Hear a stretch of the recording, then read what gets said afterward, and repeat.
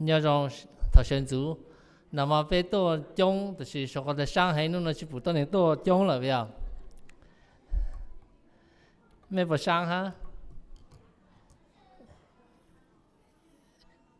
giờ ta mới cho cứ chỉ tao mong cùng Giêsu phép nó chỉ biết cho cứ mong tiểu nó chỉ rồi là tới chỉ tao giàu yên ha nào cho họ bé bù luôn mini Giêsu phép我反正就别说了，那感觉中努诺也努干，别都别好反正也好过梦中，反正找个别说了，我找着没说了，个没叫个多些上那么一努了没努了没是少多，也但是自己多努诺的也没一好 opportunity 了，也一好个中努诺别们到都cứ chạy toàn chụp bé học văn sử nó ha chạy tàu bé số lại chân chạy số lại rồi tới phong yêu cái mấy hạt to được hạt to bé hạt chỉ tàu bù mấy hạt to chụp bé học văn sử là trong sát cái đấy nó bé chạy số bé tu chữ sinh cứ bố to cổng bé bố chạy chụp bé nhau không nó giờ mấy chụp bao bên trên tàu chạy có món rong bé lúc học bảo công hồ một giờ thay cho bên một giờ thay cho cứ bố sử dụng văn sử lên nụ ha bố nhìn chơi bên trên nó hay bố tôi cho lên tôi chơi bên nằm mò rồi cho nó là chỉ một chẳng chụp bên nhau nữa ha tại rồi nhảy tôi cứ sử dụng văn sử lên nụ ha chỉ hà nãy chỉ cho luôn này lúc cho lên sau tụi lên rồi sao tại rồi có chuyện cảnh sát rồi bên nhau thay kỳ nó chụp bé học văn sử ha rồi giờ tại rồi tuần sai cứ ô tô chauffeur chẳng chế thao tại rồi một chỗ nó rồi sao thao tại mấy sản xuất à chẳng chỉ bé sao bé nằm ở bộ chỉ bù mấy ha nó mấy chụp bé học văn sử nó này tại rồi mấy chỉ tao chụp thằng nó là chụp thằng ha nếu cho các một thay thế một sai cho anh trên tiểu mà này cho các luôn rồi sao tại tao mấy cho nên là cứ sư phụ sử sinh giờ bé từ thời cái nhân trạng học bảo công hồ nên cô tôi帮lưu event nằm nó nói nên chuyện tôi mà chỉ tôi lưu cho bé nên vậy từ cái sau bé số vật lời cho cái giờ ở ban chỉ lên nụ nên từ thời cho này cái sang mong rong bé rong sát tại toàn này tại kinh sinh cho nó cái sư sử sinh thằng cái sản xuất ít nên chạy chạy chỉ tao bù cái ha, này cứ sử dụng sinh养nhân trạng học bảo công mong, tôi cho rồi cái lúc sau cái sử dụng tôi bán bé muốn mong cái này, thằng văn sư phụ có mong ha cho rồi做好cái văn sư lên nữa ha cái thằng bán gì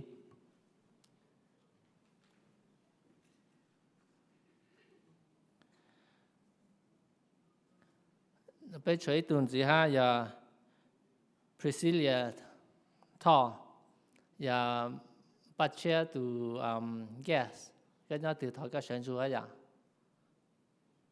rồi sao tại thọ cái nhau chắc ăn u thọ văn sư có mong được cái hai con nó cái nhau rong lý do mà sẽ chắc ăn tuần bé bé học văn sư sau đó bé chuyển số ít từ cái tốt lệ hành tốt rồi mấy bù nữa mấy bao là được mà tại khi nó cho nên cái mấy học bù tại nên chuyện sử dụng ha này chuyện tôi bé bé học văn sử nó cứ sự tập bé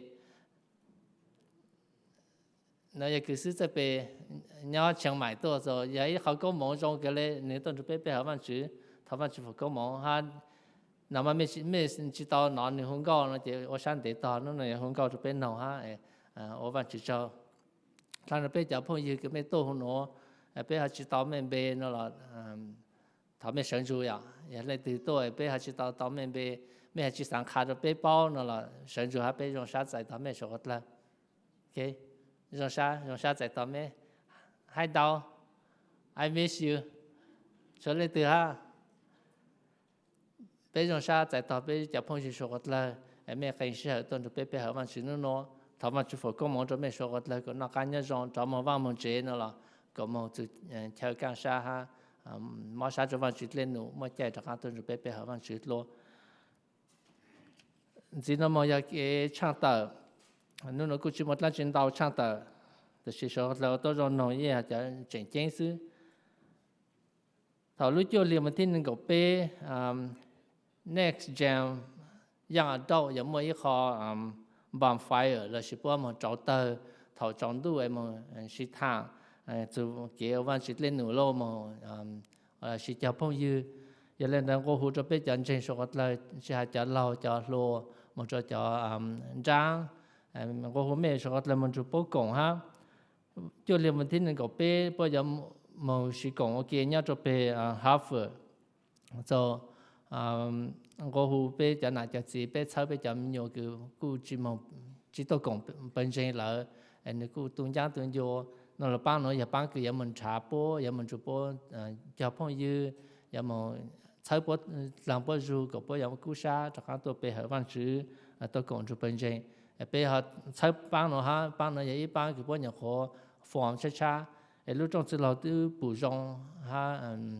cha bố thì lấy tiền nó lại có bé sau bố ha có bé sau này mua cho cái giờ mà dạng cho cái họ tuân giá tuân vô giờ mấy lần từ mua luôn nốt lắm chỉ nó là hỗ trợ Steve yang này giờ tụi cái thợ cho bán nó sau lần đó lưu cho li vấn đề những bao giờ senior event hà cho bé số là tập bé cho cứ mua cho xong cho sau lại xong nó bữa giờ nó mắm lấy cha nóจะbé giờ trang sử cái này sai giờ lâu nó bữa bang mắm lấy cha rồi bé giờ lâu cái cho xong cho sau nó em mới cho cái mua ít tu lâu là sẽ tu lâu là nhau hữu vang hữu chế chỉ tôi bé hữu vang chỉ nó bé sáng cái mới sai nó nó giờ pass out lại sai nó xí mới chủ sau nên bé cho cho này tôi cho nó là cho nên mình thiên nên gặp lâu mong sự trao mong bây giờ có mấy lần thì bây giờ có mấy tổ chứ cho tôi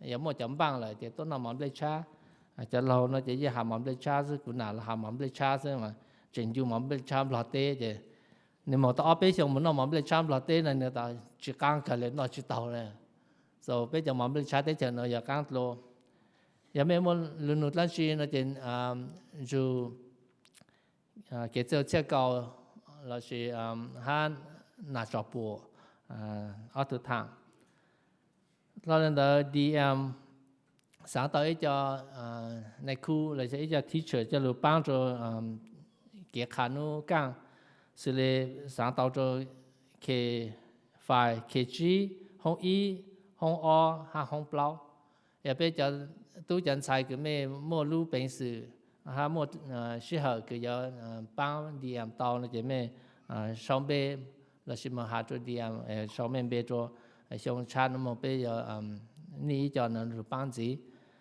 lúc sau tận nó mua lên nó thọ mà chỉ phòng có một cho số là còn nó cá nhân dùng ha giờ tới bạc xuất là chỉ mấy nó là mà lại lựa chọn gì ở sao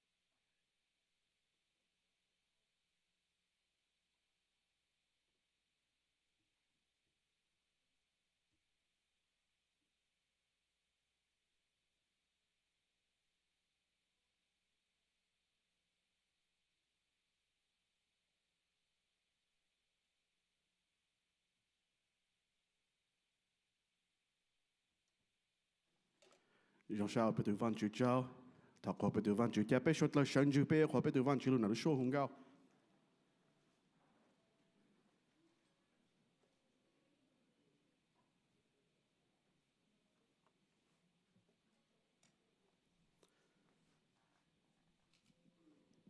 I'm going to read out of 2 Corinthians chapter 5 verse 14 through 15. For the love of Christ controls us, because we have concluded this, that one has died for all, therefore all have died. And he died for all, that those who live might no longer live for themselves, but for him who for their sake died and was raised. Typical sha, Thomas Joke. Vanchi Bejon Shao got Joe, go to Vanchi Gulu, go to Vanchi Gutya, cái từ văn chữ cái phụ tu sa cho bé số cái tài nhỏ văn chữ bé trong sa cái cháu cái tàu cháu cái tu chỉ sự lụt thanh bé bé sẽ lên một tu sa nhỏ văn chữ bé sẽ lên một phèn cái tàu cái nhỏ cái lúc tết chờ bé thọ khổ cái văn chữ lúc khi họ nói bên bang hung cao khổ cái văn chữ let these words of praise lift up your name dân gió khổ cái ý linh suy tàu công tàu bé văn chữ bé trong sa cái cháu et cha pe kong sha lu shi ha no ta ko pe tu van chu pe to chu su lum be tha amen.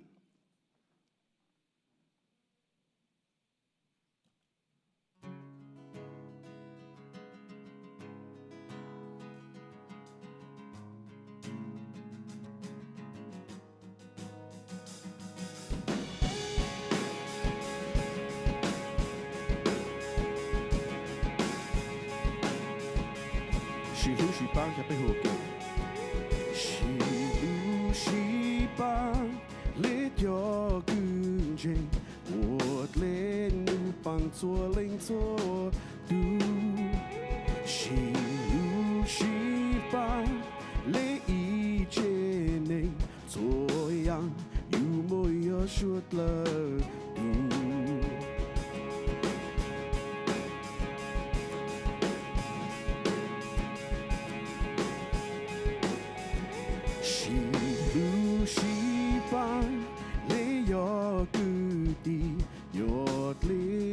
j'ai多起功的，喜怒喜棒，你有意义，有泪，有这种泪一切，喜怒喜棒有到我给，我给，喜怒我自给，喜怒喜棒有。喜功的我了，望住主他去。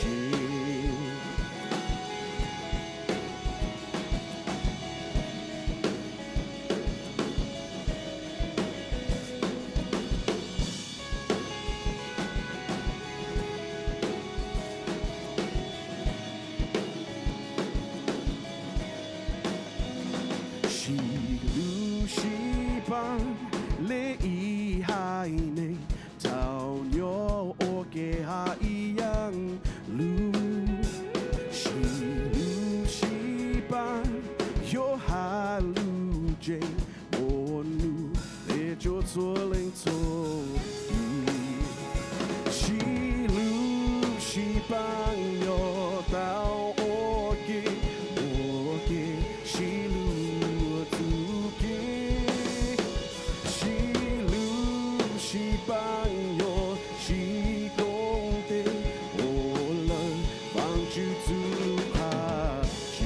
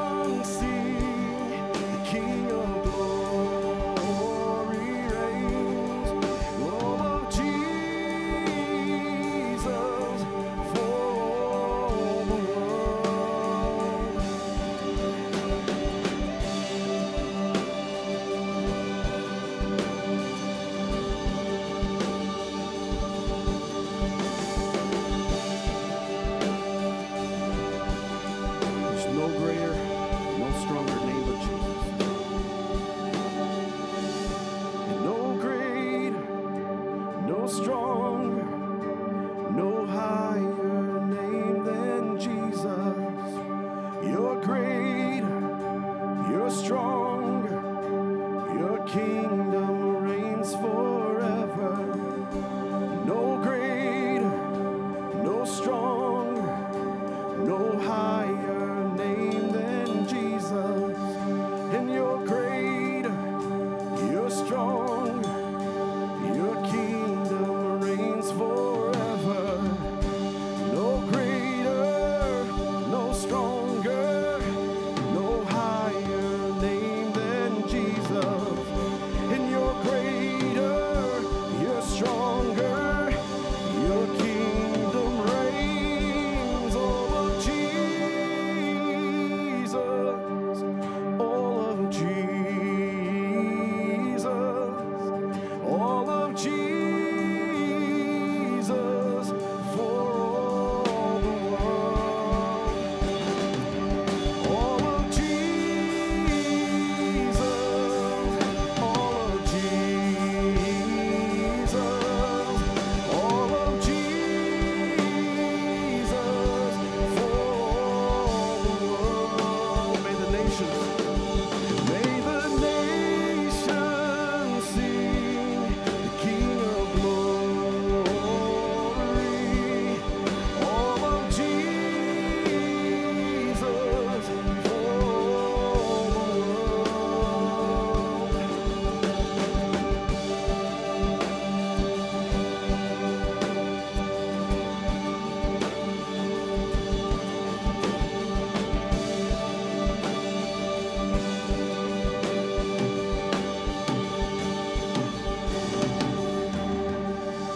We put up the bridge, no greater, no stronger. Let's sing it together, church. No greater, no stronger, no higher name than Jesus.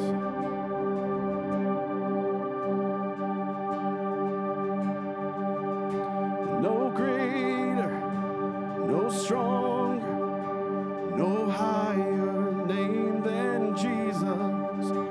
You're greater, you're stronger, your kingdom reigns forever. And no greater, no stronger, no higher name than Jesus. You're greater, you're stronger, your kingdom reigns forever. Ta ko pe devant Dieu, mais je vous t'en ai pas.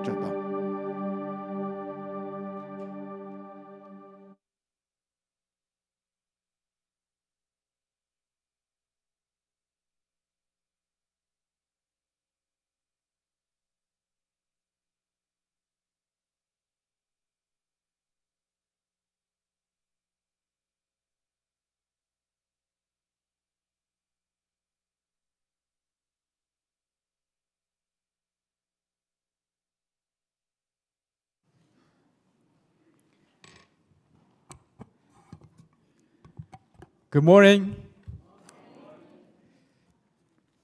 Rồi bé trên trí sáng ya, bé trên khó khó, hay là mà mấy sai chỉ tua bé cũng là lò rèn đau cơ lên, hay luôn mong mình những cái cho lò rèn đau, lò rèn cơ, ya luôn mong bò lò rèn cơ lên. Ông chỉ cho ông chỉ bu cho bé mua tê lu sĩ hậu cứ là lò rèn cho bé là lu community. Là chỉ bé lu dê lu cho, ở chỗ cho bé cho tôi cứ mua phèn, bằng cho tê lên nụ cứ bé ôn hàm behind the scene mà bố cứ hay nữa, bố cứ cười lên, băng yên dùng đồ để ôn là hết sức, ở chỗ cứ bé sử dụng cười lên, bé là bé mua plau băng cứ là lu chỉ công tê ôn cho nó. Xí là cái Ghac Worship là chỉ bang cho bé bé vang chữ, lưu cho bang Jesus Fest, lưu cho là bang Mission DM, bộ plau bang nó lưu chỉ bang ở để nụ lên đó, thọ khổ mẹ thọ vang chữ phòng công mong rong, bộ cho bé số lên số tu cái công tê ở lên đó, vang chữ phòng công mong của bé ở đó vang chữ để nụ rong gì cho những toàn đề, bé cho cái mẹ to sai sự nó là ở chỗ cái đấy, bây giờ cái tôi cùng, tôi nó bây giờ cái chỉ tao tôi nọ nó thì tu sa hay lì xong ya bé mua nó là họ cho tua bé sang có số linh số tu tua thảo mang chú phòng công mong có thể nhận nó ya chơi tao bé này bé mua rượu ít thành gì ở bên chỉ để tiền nó nhau cho lấy rượu lưu rong để nó họ chuyển chính ya focus cho lưu rong của nam rong lại cứ ở tao nhọc họ tên chi cho số lại phụ miễn trí thảo mang chú phòng công mong của bé ở tao lưu giảm gì cho lấy rượu lưu rong gì cú cho bên nọ chỉ là sự trong máu đi bên mà lại ở lưu giảm gì nhưng hôm mà thầy cho nên gọi trâu cú nhìn cho bên nông nên gọi trâu hay là nó thảo bố trình nó mò thảo bố trình nó mò Giêsu giờ mua ít luôn dừa luôn ha ở bằng chữ trâu nên mua luôn dừa đó lại chế đùa cho thứ tỷ ha hả ta lúc vô nói giờ cũ lúc chế mẹ chỉ là giải một nọ ngày mình có xiang tỏ căng đó Giêsu mua ít lúc khó chỉ mang lù ha ở bằng chữ trâu nếu mua khó cháu chỉ mang đó chế đùa bố ha hả ta mẹ xua tôi chỉ là giải một hậu khó cháu chỉ mang nó giờ cũ chọn sáng cứ ở lúc họ thơ nà đồ vàng chữ dù lù cho chứ cho cứ cú chọn sáng nó yôn lư luôn gió đào lên để kết thúc hút tôi xin mong cú khai cho mẹ ta cú nhớ chỉ hậu cho cháu chỉ mang nó mong dù nó cứ cú đưa mẹ hậu cho cháu chỉ mang cha hút cú lên gì lúc để chờ thôi từ mỗi từ hai lên nó một cái nhà căng cờ nó mà gì rồi cứ tu sát trở xuống vậy tu sát trở nên chạy hay ta cháu cứ bé ô tan thò lù chè mà nó thì mà sầu luôn này vậy mà sầu lại chơi yếu mua lên nó làm chơi ya lấy cứ cho lo mẹ hà lù cứ chi bao bằng chụp bị trời thì ta lử tả luôn nói à lử tả bên mà nọ kia mà đấy à Chúa Giêsu hắn nói ta Bruno nó thì Bruno cơ cú yêu chín dù mẹ nọ mẹ hậu lên nó cho chơi chỉ mang nó thì khó cơ bên mà lên hậu kia nhau hậu cú lên xí lưu để chờ cha giờ ít khó cứ là giờ giờ lúc sau lên nó một lần chỉ nhau bệt à một óc khó cứ hai giờ mới luôn dúa hai lúc khó cô chơi chỉ mang xứ em mua luôn dúa hắn tới lại để mua chế rồi cho thứ gì hạt ra nói giờ cô lúc chế này mi ở chỗ lên nó còn dùng trong cô để mua lúc khó chỉ mang luôn ha em mua chế rồi bùa ta nói giờ cho chỉ mang cứ biết su cô cho sáng cứ ở lúc chỉ nà đồ bằng chuyện su cho chế cha ở lên nó mới thành dùng trong cô em nó béo lên đó bên YouTube là bây giờ Chúa Giêsu cũng nọ chỉ nọ nó sư mua ít khó học phá ta yên Chúa Giêsu nọ nhau hồ vang Chúa để chờ in nu khả năng giờ họ cứ bây giờ là đã giờ lên đó nó chơi lên từ gì đó giờ mà nọ hồ bây giờ lên nhớ để nó giờ mấy tàu cái chạy trâu lên nó là bang Chúa mấy giờ lên giờ nhóm là tê mấy tôi xin Chúa biết cổng tê đau hả ta mấy phải tao Chúa biết cổng Giêsu trong ha khả năng giờ họ cứ na tứ Pelusa vậy tứ Pelusa lên từ bắt đầu luôn giờ hai lúc khó lên nó giờ chỉ tao nó là mẹ trang tệ cho từ lâu mà lên mua luôn giờ tao tăng lên nó là bây giờ nó ok họ luôn ok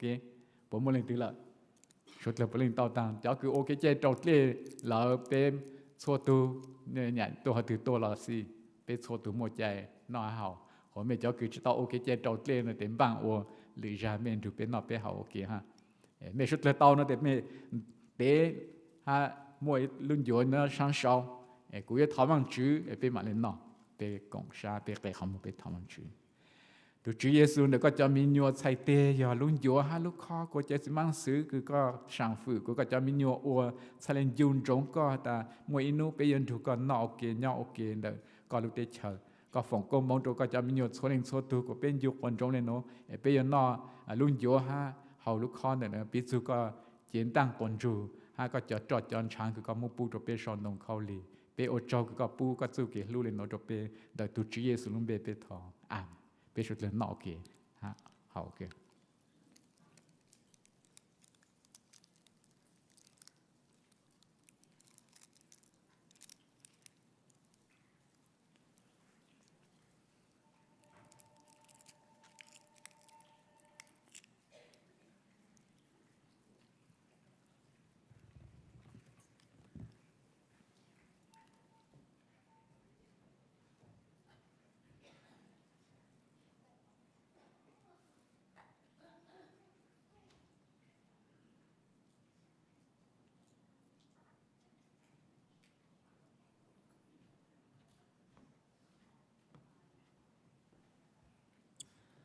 mẹ mong mẹ cho khó cho rằng là mẹ hòn đê ít là bé mà lại lúc sau tao căng lúc xưa nó giờ bé lúc bé hở văn chữ luôn đó cái phi nhà cha hay chẳng gì nữa mẹ luôn đó nó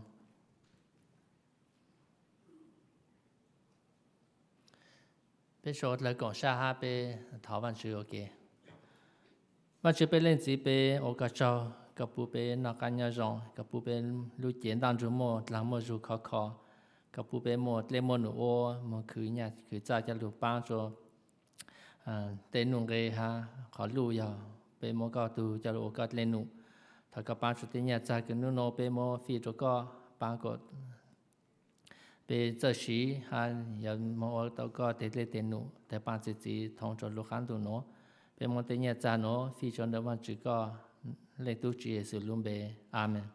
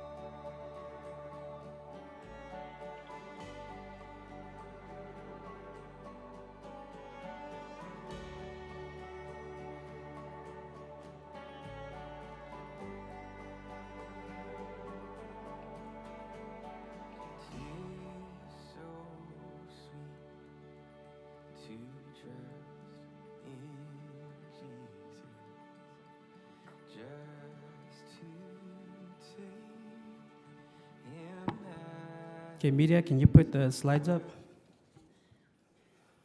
Rồi tôi plus bây giờ chắc chắn là mission focus Sunday ha, và cho mấy cái cái nằm mò tôi bán cho mò cho bands cho media cho tăng cho nào chơi hát cho lo mấy tôi bán set up it was a good turnout and và cho mấy số từ cái công ty ha, so nếu nó giảng sang ý chắc chắn là chance to budget cho nó and mấy là mà share and graph nó. All right, good morning. Mita, can you actually go to the last slide? We'll start with that one first. Okay, nếu nó cũng có chance tại chủ nhà Samuel Jean cái bé bản trình cho lu cho xong nó, từ nhà cái bé cho lu cho xong nó, giờ nên có cho phang bé bỏ cầu nuan, lu gì li ta nó bé tao có bao phang ở bỏ chín nuan, so we have about 50%, a little bit over 54%. Betu Tlau Inja Xiongle, so who encourage the church to continue to give faithfully through missions, because we know that missions is our calling as a church. So I continue to encourage everyone to give. And if you go back to the other slide, this slide, if you guys can see, that's our church. We have about Blapota families. That's how much the families are giving. So we look at the graph, only 67 families out of 400 families are giving to the Great Commission. So I encourage all of us, even though các tao cho lưu xấu nó là cái chỉ mình bán trái samujong, and then continue next year to even make a promise, that faith promise to give. So I encourage you, we're halfway through our budget, and then we only have about 3 or 4 months left. So I know that our church is always faithful, and that we'll meet our goal. And I know that at the end of the year, we'll beat our goal. So I encourage everyone to continue to give and continue to pray for missions. Okay, the be about the be team John Oya be present. The be shite like video ke kon sha santo, and then after holiday then Joya have a special announcement, pretty much special guest speaker and tell you cho be shot like the be man no sit up be hung go, and then be no choose to sing have what you to do. Okay.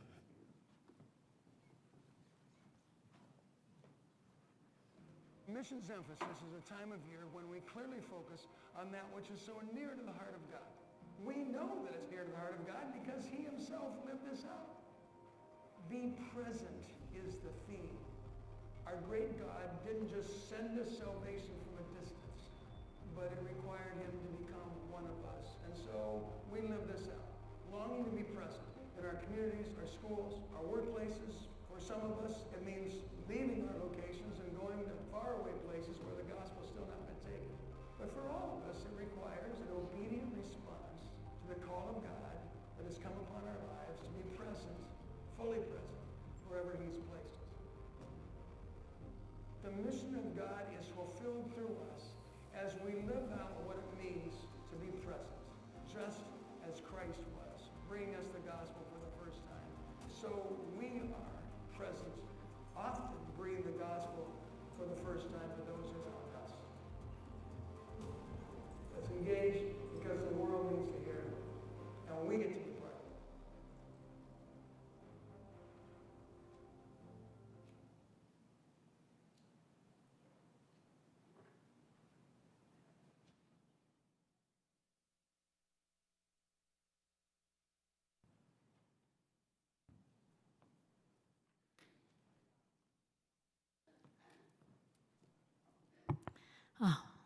Ở văn chỉ cho nhà của tôi đang cho lưu ý nó cứ mẹ hà số khăn hà anh của tôi ra, ô cứ sang hà khăn được cái này, đó chỉ mà qua lại nó cho mẹ, bây giờ có lâu cái chỉ bao này, bây giờ nhà cứ mỗi chỗ hồ nó ấy bao mỗi hạt phê pram đó nè, thì bây mỗi chỉ số là bây giờ nhà mỗi số nữa cho tới chờ cái bao ô hàng đó nè, ấy khó dùng cái này ta là, đó chỉ có luôn đó nó một lô lì dạng.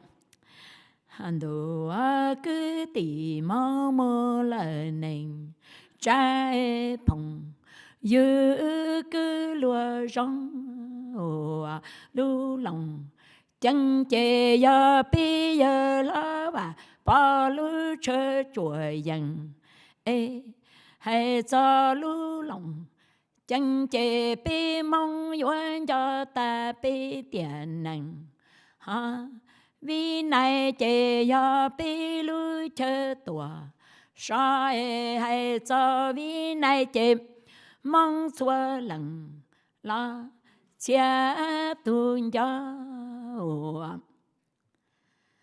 cú sơ kế tại hồ vì này tua ya sang sang chậu trầu lúa chua liền đu tôi chú trầu tết cho mẹ cả nó ya sang chậu trầu lúa chua liền đu tị bé chồng cú cho các môn chú trầu hồ vì này ya gì chậu trầu lúa bé liền đu cho các môn chú vì này mà lo gì thật hả lẽ cho họ cũng chỉ bố chuyện nhà thì bố nhà cho sống sang mà bố cháu cũng hay cứ xí vào sống ở một khá thằng nào lo chuyện bố cho tôi nên sẽ tới trường gang với này một khá thì chơi mà tu lộn sai lỗi trong này trong tầng ra một tí bé chế bố đại mẹ chế được rồi em cũng chỉ bố nhà được sống sang đó nữa một số tí chế mua chế thật hà thì hà chỉ bảo tàng thế thì thằng nào cũng một bố cả lệ hay mình đùa ở tù mẹ bảo cả lệ hay mình đùa vậy đi thế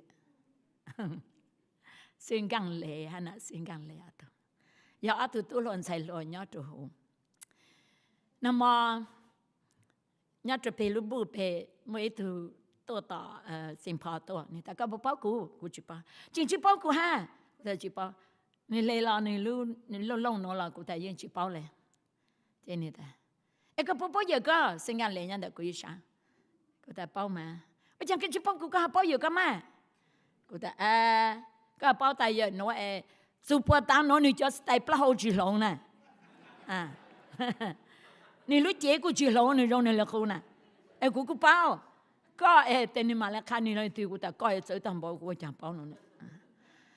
只要เขาคือซึ่งการเลี้ยแต่ปลาเขาจีจ่ายซื้อหาในลูกจีจ่ายซื้อซึ่งการเลี้ยเป็นอีตัวเท่าเจ้าคือ consistent เจ้าคอเจ้าฝืนแต่หาหน้าซึ่งการเลี้ยตัวอะไรกูป้าตาตัวอันดาวยันโน่เนี่ยจนดาวเป็นจริงแต่สิอาตัวลูกเนี่ยเป็นจริงแต่เนาะตอนดาวช่องพิจารณาแม่ยังจะ celebrate แต่ว่าตัวเจ้าว่าจะเจ้าแต่พิจารณาซึ่งการเลี้ยแม่ยังโน่นน่ะฮะเน่งเก่าช่องกูป้าแต่แม่ยังอยู่ว่าจะเจ้าทางใช้ว่าตัวรู้ทางแต่สิกูจิตตัวแต่งตัวเลยแต่ยังจิตตัวแต่ยังนอกสิฮะแต่ใช่เลยรู้อะไรเนาะถ้าว่าสิ่งการเลยไม่เจ้าแม่ยังอีตัวเธอเจ้าจงไม่ตัวเขาจงแม่ยังจะเป็นจริงตัวไม่กล้าแต่ easy to be around นะอยู่ที่ชอบอยู่ตัว king แต่สิอยู่ชอบอยู่ตัววังจือยังจะเขาตัวเราเป็นตัวก็มองได้ดูเป็นจริงรองชา我就我不要对人地位难交代一点能，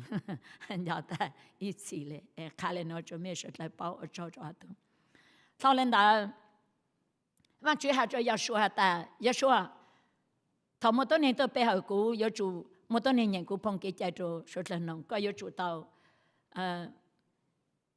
個跑幾隻到做農忙都叫下我來嚟，個啲啲農才有大下，個農人才有嘛命。要說從應該以下領導，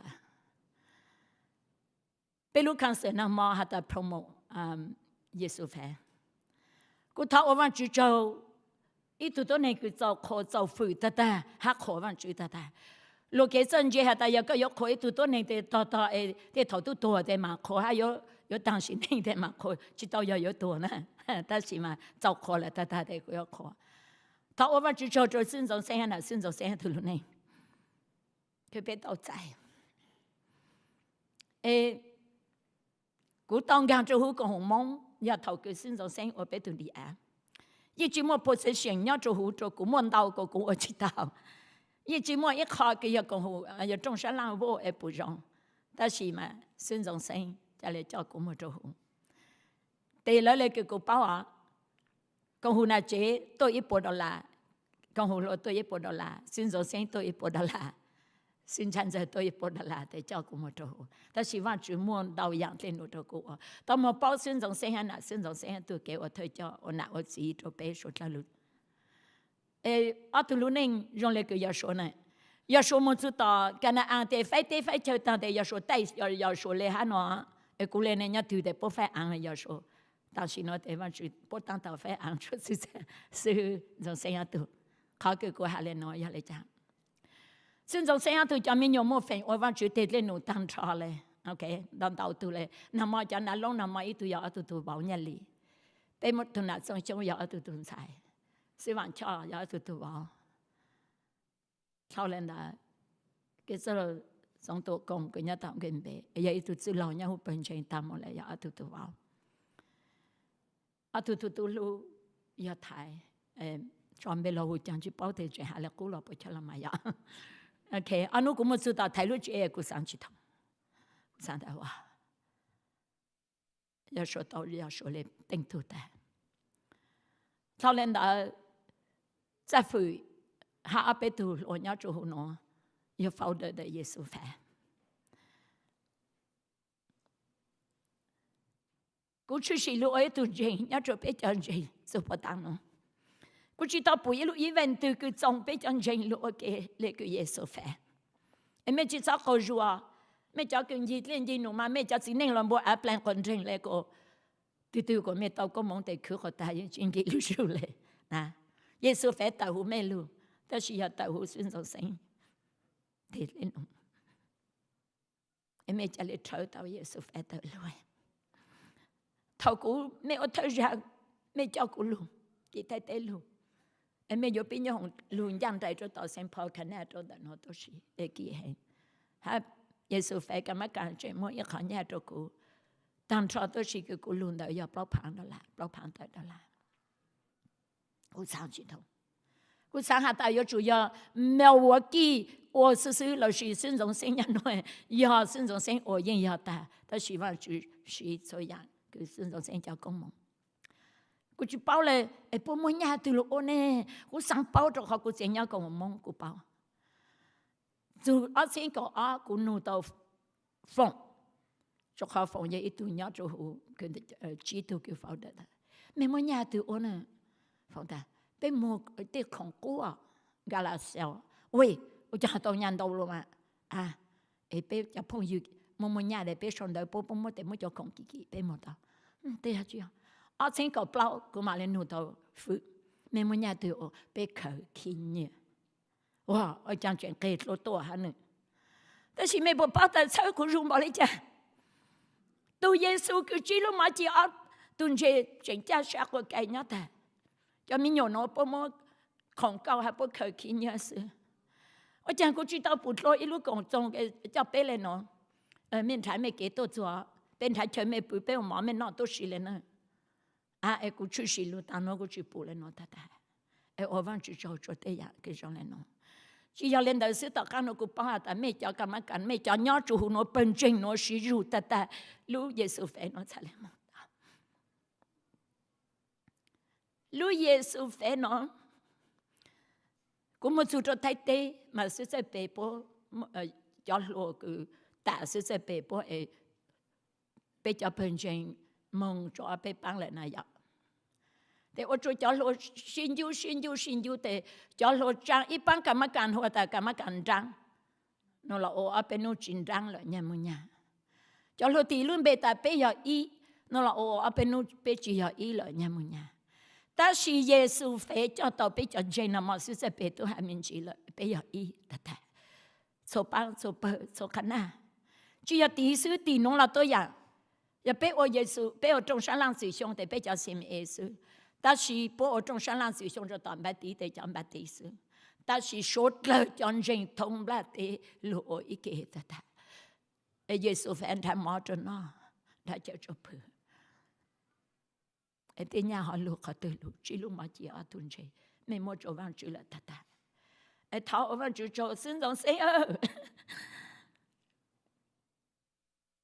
mà chữ hai cho nhà số ta có thể tên nụ sát ta hay có lúc này sai mà mình cô tôi bù sa phụ ha nhà thầy ở từ tên ninh ha cô bù xin dòng xe cho tôi chọn sai lúc này kêu ôm vào chữ đúng cho khó cho ôm vào chữ cho ta thọ khó thọ ôm vào chữ cho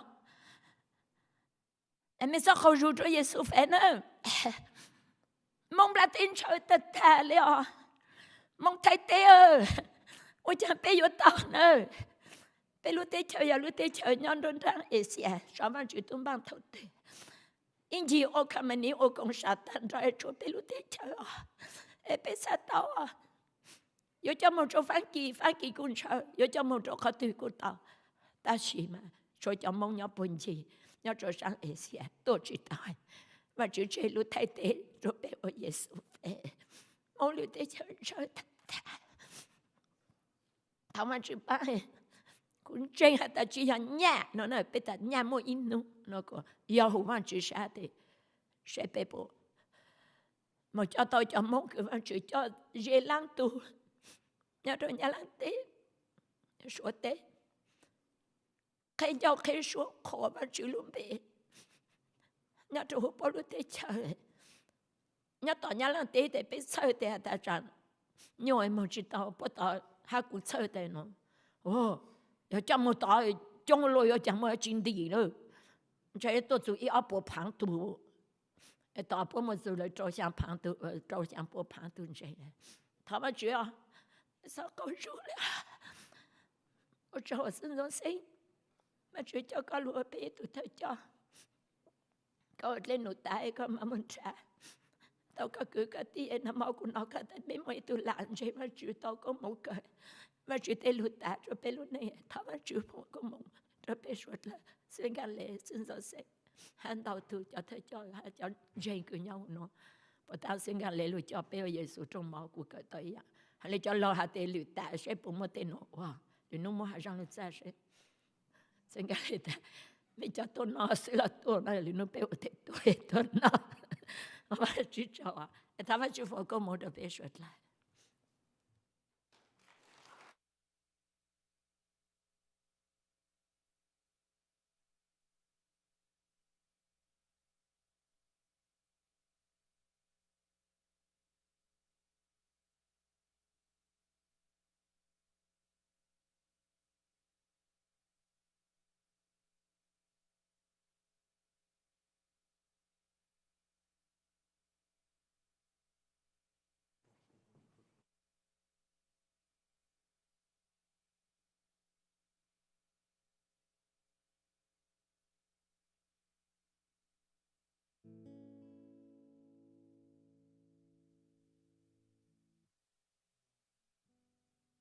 有么比这种里要被木被找呀做都找红过，诶被木贴都药给了，这要战争的。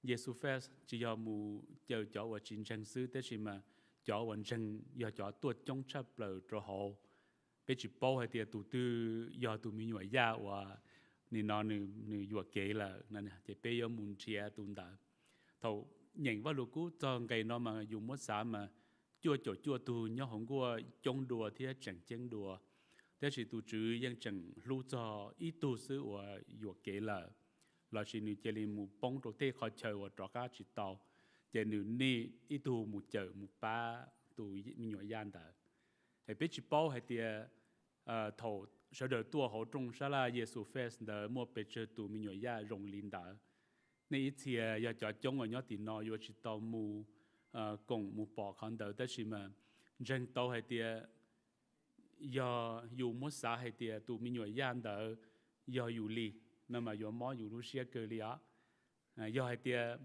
tụ chữ tỏ cho mình nhồi gian mù bỏ lợ nên mà chỉ cho mò dù Russia phải chơi với ya đó chỉ mà giờ thì dù li bỏ nên mà mò dù Russia cơ bé tụ va chữ nữ chỉ sai chơi sai mua hay nữ số hay thì đi nâng tiệt tê giờ nữ lì mấy tu ở plo là cho nữยังรู้ที่nữ有một chợ một ba tuần đó giờ liền tới bên này có Lucia và xã hay tiệt Giêsu phép giờ cụ tu giờ cụ địa giờ cụ lì giờ tranh và nhớ rồi thái tê nhớ là tê lúc tê chờ từ là xí lúc tê chờ nó là xí giờ cụ lì ta giờ va chữ lì để cho mình nhồi da và plon đó là bây giờ muốn thiệt là đâu lên đó là Giêsu phép dùng rong lì bên một lại chọn play và từ xìa thế người từ bị dân, bên chỉ bao thì một bên chơi lăng tua hậu vừa là chạy vừa chữ Giêsu,แต่chỉ bên bao chân hay tiệt tin nâng nên nút tua nên nút dài luôn tiệt tên nó, giờ lấy chỉ bao và chữ chỉ lấy rong lì chọn play và bóng ở vừa lưu ta sự,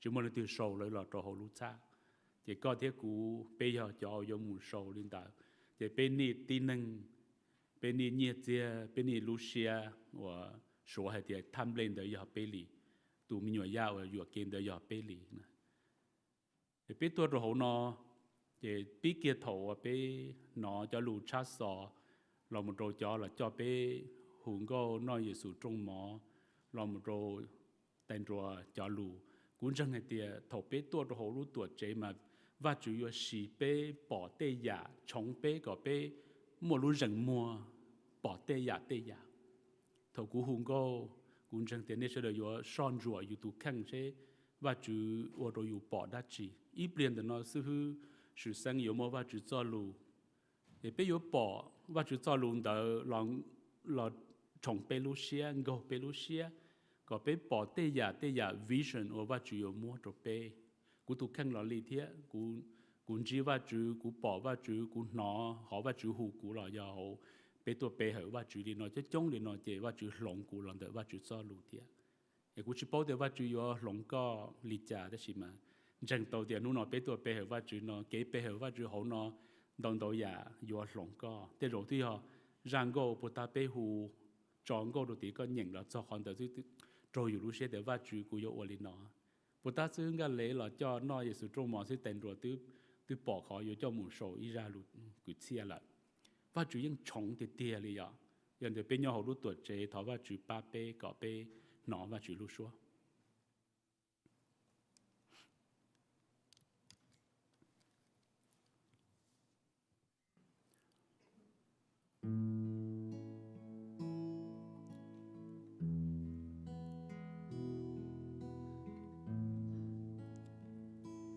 有个那我之路说胡个，天湾主不离我走个路线咕噜，有个那我之路说胡个，天湾主不离我走个路线。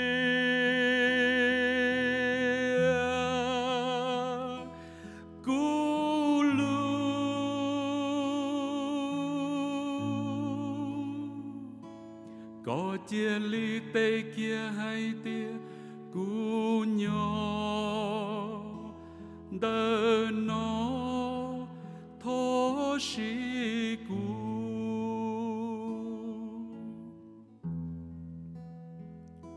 và chữ cho lưu tia yuan rõ có nhỏ chữ Giêsu thô và lăng gì ba có chúa nu vạn du pli wa thơ có rõ có chi thon trái chia nữ sĩ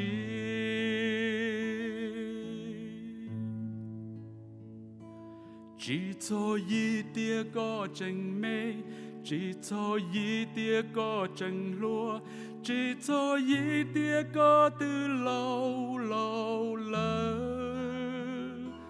chỉ cho y tia có tranh mê chỉ cho y tia có tranh lúa chỉ cho y tia có từ lâu lâu lỡ chia nữ sĩ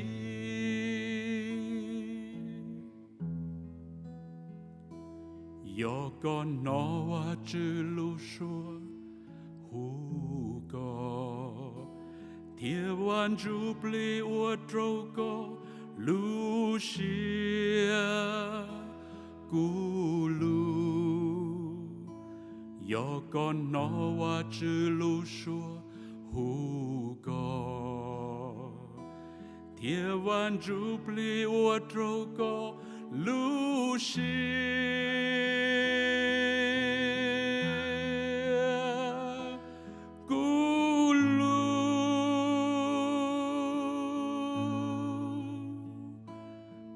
chia ly tây kia hai tia cú nhỏ đờ nó thô sĩ cú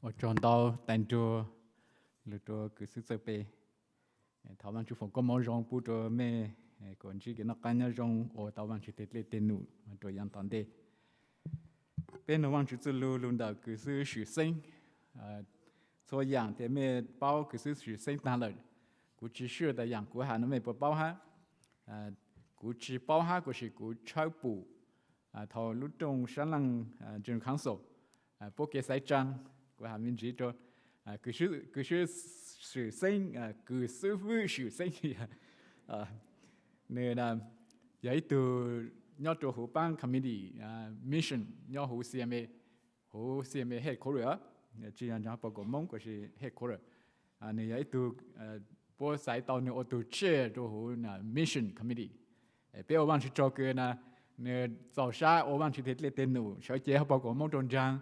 để cô tàu thủ trưởng nhau hữu mission committee ha, em nói này mỗi bạn chỉ tự lưu cho bên nói sẽ bạn chỉ khai được chẳng được có khai được bên.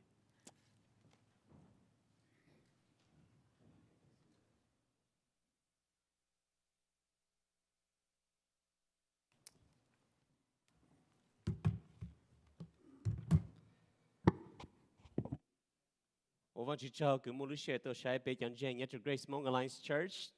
ha rong sa cái lệ cứ tàu cú tổ nó chạy mua sư phiên can lệ mua sư phiên giống say mua sư chạy bè mua tay jo mua mấy chả cứ are like my heroes of the faith chả cái cú sai ít chữ sai ở văn chỉ tên tên đến đây luôn anh nó cú chạy mua luôn opportunity to ở văn chỉ tên tên chúng mày ha it is an opportunity ha an honor to go and on day no no I'm going to share a few things I want to say thank you to Bay Grace Mong Alliance Church chúng mình chú kể cái lưu vang chữ chúng mình chú kể cái ban of Great Commission Fund chúng mình chú kể cái mình tham gia chú kể sa mong rong và当只在附下波2020六下做就 Great Commission Fund 就都上咗啦 and when I saw the figures that was on the screen I knew and I felt that it wasn't correct and so I wanted to update me bằng jay na yo cho khó lúc xong tan luôn nó chỉ we encourage bây giờ chỉ cho cô giờ tại me sang tao me giờ nhà directly cho con cái sao nè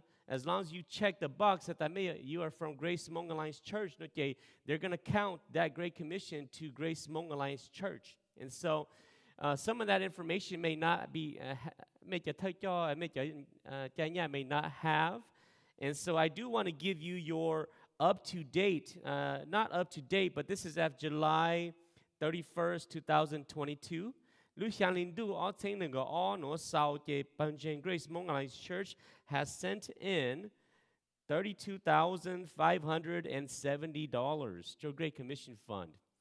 So if Michael goal this year was 27,000, then you've already exceeded the goal for this year, okay? Cho khó tại cho cái post down directly cho hấp bầu cái sáng nó chơi maybe you haven't got that report này à. And so, Patangupu was 14,000. It didn't seem right. But with that said, I do also want to thank Bay Grace Mong Alliance Church because your church actually gave the most to the GCF in the Hmong district. You were the number one church. Yeah. You guys gave $60,986 to the Great Commission Fund. And you guys were the number one church in the Hmong district who gave to the Great Commission Fund. As of July 31st, 2021, you guys had given $34,278 as of last year the same time. You guys are at $32,570. So you're about maybe $1,600 lower than last year, but you're still on track as the highest giver in the Hmong district. And so I want to say thank you to Bay Grace Mong Alliance Church. Chúng mình chú kể cái lưu văn chữ, ha chú kể cái mấy ô văn chữ tây lê tây nụ. Tao là hỏi mấy thứ nó ta tên cho ha sứ cho bề lưu ha chú Jesus Fest ya. I want to encourage you guys that Jesus Fest ye tây lê nụ cứ dòng. Sứ chỉ cho cái cô thằng chú ta bây giờ ole giang bây giờ chú tao chọn gen thông bạc tây lưu oi kề. So lúc cầu ý linh đu, lúc cầu linh đu nó sứ chỉ cho chỉ một cho Australia. Channel, we're going to plan to visit French Guiana, Funky Tây. Hai cho tới chơi cứ mua bé chọn giang nè, bé yêu muốn gì của ta. Ý khó gồ cứ bé mua bé yêu muốn nụ, tại bé yêu lấy cha cha chú ta bé chọn mong kinh chế mà chỉ nhớ thông bạc Tây lúc còn ok, lúc khó bé từ vang chú ok. Qua đó suy cho ta, one of the best thing is probably to partner with Jesus Fest. And so sáng sớm mìnhจะcứ ở Jesus Fest của mình sao cầu chú ha. Bây giờ chú cũng mong là bây sáng sớm mấy ha, sẽ biết bộ chú tao bây giờ mong thông bạc tây lúc bây giờ bây giờ vang chú ok, okay? Nên sao thọ khó ha thọ sớm mấy giờ cứ cảm sự cứ ở Jesus Fest đó. Ông đây nó chơi cha của share mình if you guys have my PowerPoint up here. Cú share mình chú cú tết lệ tin nhớ chỉ bây cũng mong ông đây cứ cũng muốn vang chú lúc bù rồi bây nó nói ya. And so if you guys have my PowerPoint. If you guys could shoot it up there. Bé học bao cổ mong lưu dành mua rồi cho cái sa mô dòng ya. Bé lu cứ nhớ sang nó cứ ta send, partner and advance. Bé sáng tôi này mua over chữ tết lên nó tới tới chờ. Em khó nói gì khó cái bé sáng cộng tên rồi bé cho local church. Giờ mấy mua cho tu cho xài cho young couples là chỉ cho lao là si. Giờ cho cái này mua lu nó vào chữ lu số hùa tại này sáng mua over chữ tết lên nó tới tới chờ. Bé học bao cùng mong bé sang partner chúng mình sang mấy cho tôi này mua vào chữ tên nụ là chỉ bé cho tôi này kia mấy cho tôi này mua tên nụ tới tới chờ chỉ tăng đầu của dòng xa cái lúc xong tăng nó là chỉ lúc xong nó tăng cho của chỉ cha tao tăng cho ministry và ta tăng cho lúc thì nó tăng cho của chỉ hạt số khoản đóแต่是tăng cho của hạt của hạt ta bố yo raise funds bố yo帮助别sang cho tuân tài cái một sang chú một dòng giải tế chờ giờ tại mấy thứ nó mà chỉ lúc số hù một lên một giải tế chờ nó chỉ sang của mấy chú của thằng ha bé yo try to帮mấy của mấy một tao vẫn chỉ tế lên một giải tế chờ nữa okay we want to send more workers sau đó họ bé sang mua được họ kia ta partner là chỉ công tê rồi cho tôi này cứ một sang vẫn chỉ tế lên một giải tế chờ sau đó họ bé mua bé sang tôi này hay bé công tê là nó chỉ bé yo ở tao vẫn chỉ tế lên một lễ cho tao tôi này luôn chỉ vẫn chỉ mà ya so right now we are looking for people who love God and loves people. You don't have to necessarily have a Bible degree. Có chỉ tăng yếu ấy từ sư phụ cứ một cái văn chữ lu sát bé muốn đào chú kế rồi có một văn chữ tế tên nu giải tế chờ. Sư lên mấy thứ nó tăng cho hà chú Paul ya. Paul lên mà ấy từ cứ nếu cứ chỉ đào một cái văn là cứ,แต่是văn chữ cứ xí nếu một văn chữ tế tên nu giải tế chờ ha. Như ấy từ cứ một chỗ họ cứ bé hút tại marketplace. Họ chỉ sáng cái bên chờ, giờ tụi tôi này cái này lưu văn chữ, tụi tôi này cái này lưu giờ tôi này cứ blue lại, hai này sáng cho bố của bố lưu bao văn chữ. Sau đó họ mong bé cứ mua ở họ track như cho bé CMA mua họ cái bố hút tại clergy track, cho nó mới cho sư phụ, cho nên một cái ta văn là cũ, như một missionary là cho traditional missionary, bé mua họ clergy track, nó ya. Sau đó họ bé cứ mua cho cái bố hút tại vocational track nó mà nếu tôi chỉ tao một cái văn là cũ nữa, okay?แต่是อย่างนี้ตัวคือ包văn chỉ trong,นี้ตัวตัวnàyคือnhà khaiเลยตัวchú chỉ Giêsu ha nếu nói văn chỉ lúc số hù bé cũng muốn đào có position cứ nếu muốn đào văn chỉ tết lên một giờ để chờ CMA is looking for nurses CMA is looking for business people CMA is looking for teachers đào có trade đào có vocation giờ tại mấy muốn lúc xa cứ nói văn chỉ lúc số hù muốn văn chỉ tết lên một giờ để chờ thông qua hù mê contact me CMA have about 80 positions. They're looking for a different kind of people to serve overseas. And so, thằng cô bé, cô hú bé, sau đó họ nói cho CMA cho missionary, nói cho CMA sáng có số muôn gây năng đau rồi, not a lot of debt. Cho khỏi ta có một ý từ missionary nói về lo, chỉ bán nhà đau rồi you ha, nói về sáng có you cho debt chờ. The single person nói về sáng có you xa phẳng chỉ cho hú, họ có ý khu nào chỉ nói về you có chỉ phẳng cho hú nói vậy. Nó chỉ tăng cho đó hai đứa cụ đã bồi dưỡng trái nhà lúc ba mươi hàng tháng nữa, okay? Giờ này thì yêu một vài chuyện tệ tệ nữa tăng cho ministry is wanting to find money to ba mươi thế mấy cái lòng của sa tao mấy một vài chuyện tệ tệ nữa ha. Giờ mình nói vài chuyện lúc show who and the only thing that's holding you back is debt. Nó chỉ talk to us. Còn hùng mong has a debt repayment plan cứ biết sắm bao rồi cho cái yêu một vài chuyện tệ tệ nữa giờ để chờ ha, okay? Không phải bảo lên đời. Sau đó họ mong họ cứ bé hút ta partnership nó do họ cứ ta sĩ công tê nó mà họ cứ ta bé lu sĩ công tê là bé ở văn chỉ tê được mong tàu lê ha mong tàu rong lo giờ you ít lên xứ nó chê you yên mong tàu dễ chén đó là you mong chỉ tàu lê cho họ số ta chỉ sĩ công tê so bé sáng của bé giờ ban giang mua cái sĩ công tê chứ bé giờ missionary ở văn chỉ tê nó giờ tê chờ có sĩ công tê đó do đấy chăngเขาที่อีจะอยู่มุจิตาวเราอยู่บ้านตาวเนี่ยจะสร้างจะมิชชันนารีเดิมโอวันจุดเด็ดเล็ดตินุไม่ถึงน้องลูกชายตันลูกฮัตตาเซมิหลงเลยเซมิจุดเกี่ยวกับบ้านเนี่ยเราจะมิชชันนารีหลงเลยไม่มั่วใจคือไม่บ้านตาวเนี่ย directly จะอีตัว specific missionary บิสางฮัตตาเลสิฟูจูฮูสิฟูชันเซอร์สิฟูแจ็คสันมันจะสิฟูตูลีมันจะจะ marketplace แล้วไม่ยี่บ้านตาวอย่างเก่าเลยพอเลยคือว่าเพราะจะคือว่าจิตใจหนุนใจได้แค่ไหนไม่ยิ่งมั่วขอ opportunity to give specifically to the people that you really want to support ถ้าจะคือไม่ปังเดี๋ยวเรายิ่ง crown as great commission จะเป็นใจอีอย่างเก่าเลยฮะกูยิ่งใจแต่ไม่มั่วดาวตัวยิ่งปังเดี๋ยว missionary specifically เลยเหรอฮะจะขอแต่ถ้าคือไม่รู้ report ที่น้องไม่ปลูกกับเราผ่านซึ่งแต่ you're actually at 32,000 นะยอSo I believe there's many people in this church that's supporting our IWs already. And ôm chào ha, thảo văn chỉ phòng có một bút rồi mẹ. Thảo là họ biết sao có mẹ cú sát thảo văn chỉ bán rồi bé cho cái một tên một giờ thế chờ ha. Đâu ra bố một văn chỉ tên một bố to lên xứ. Đâu ra yên lông lì càng cao của bao để tan cho một tên một tan đâu lúc xong tan cho hết tôi cứ chào tôi phong yêu trong rong. Vậy thế ra tan cho hết chỉ lông lì. Thế chỉ cho tên tôi một văn chỉ tên nữa mà là lông lì ta lên. bố yên sáng của bé thảo mà chỉ bán được bố đâu ra bố cầu du đâu ra bố thảo visa là tôi nhua thảo mà chỉ bán được bố cho kể kiểu mà chỉ tết lên một trái tết chờ họ cái thi bé sáng của bé yêu bé cho missionary họ cái bé care cho bố chơi bố lu du thảo mà chỉ bán được bố là chỉ also nông bố mong ha có một mà chỉ tên nụ nhỏ lại chẳng là bố mua tới dạng kia của bán tàu co có chơi tàu co cà bé yêu bán co yêu chơi nụ lút lang lút du support cho họ cái bé ta bán nụ cho tên nụ chơi tới chờ yang bé số chỉ bé sáng của bé cho bên trên ở lên nụ nó chỉ bé ở tru bé cho missionary mua ở lên nụ chơi tới chờ biết sáng ha ta nhớ lang té này giờ但是nó nhớ cho nhớ lang té nhớ cho nhớ là tế mình đâu ra một chỗ bên trên cái bố bị thọ nhà bán ô tô chế tên đó này ạ.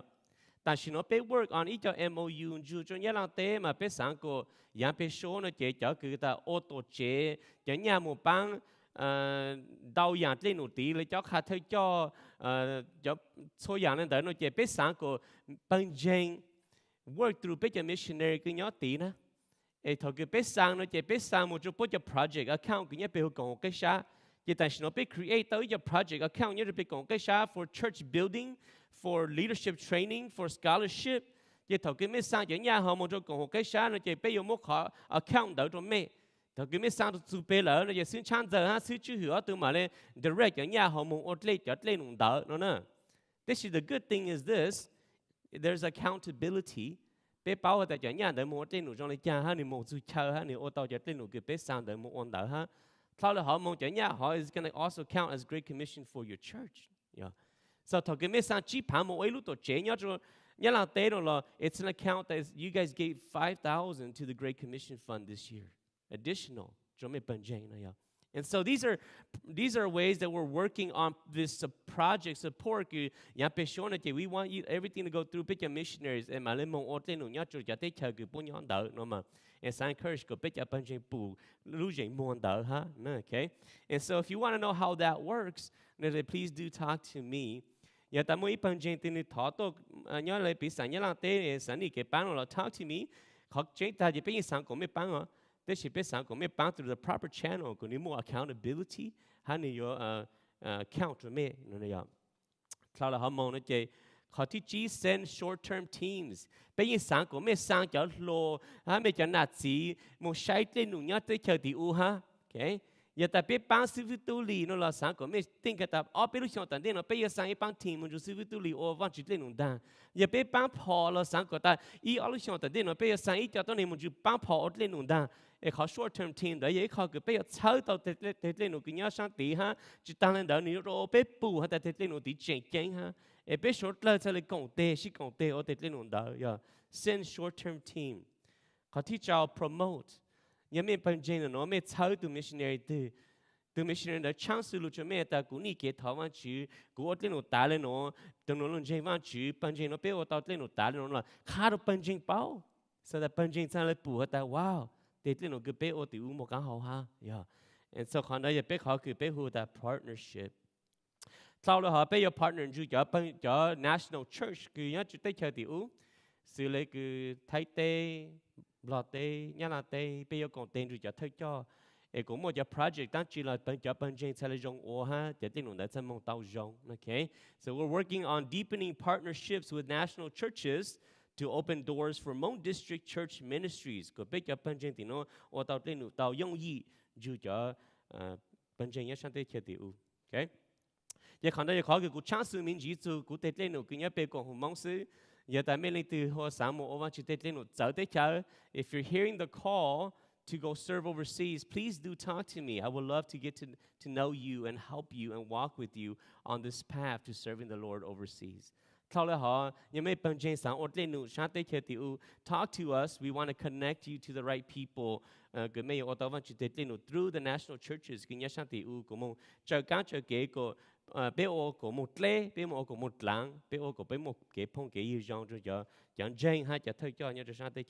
So thank you so much.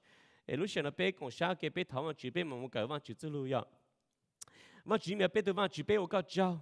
we thank you so much for today. And today is a refocus on the mission cho tết lên nụ cứ có tàu hù bê lụ ô bê từ vang chữ giờ cha tới có chú mong rong mong có thông bát tê giờ tàu này nụ chèn có bố chạy tàu chú sàn đệt lại mỗi次bê từ vang chữ there is a vision in the book of Revelations that before your throne is every people group of every nation, of every tribe, of every language, and they worship you there. Có những trời của một số hải tối này lục bê hả có. Để tên nó cứ cho bố luôn trên văn chữ, để lên nó đã có tao muốn cho được bê hòa. Bê từ văn chữ thở có remind bê, thở có chẳng hạn ở chỗ chú tờ cứ nhớ rồi bê lúc sáng cú cô lưu cho để lên nó cứ sáng có chung mà rồi. Bê có cho hả, mỗi khó message nó phi được có. Thở có tụi cho bê này chỉ sự có lắm bê cứ trong kênh có. Amen. Nếu nó cũng cho bê một cờ nhớ chú hữu mà thầy trong chi ngay cổ bê trong ngay cổ trao là she Matthew chapter 5 verse 13 to 16. Jesus talks about two things, and in these two things, he shows us how are we going to bring the gospel. And these two things is that Jesus said we are the salt and we are the light of the earth. Yeah. You are the salt of the earth. But if salt has lost its taste, how should its saltiness be restored? It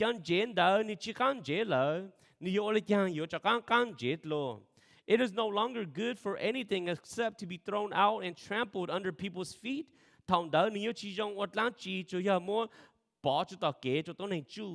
You are the light of the world. A city set on a hill cannot be hidden.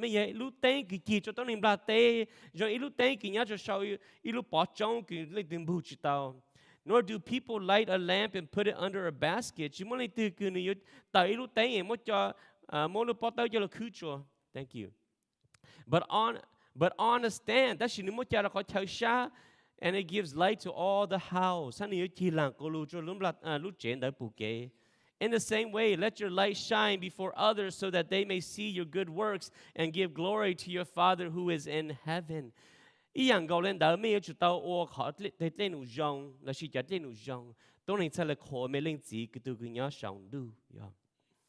you are the salt and the light of the world.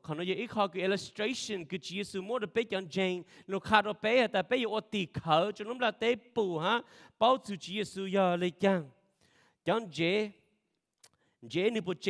you are the salt of the world. Now,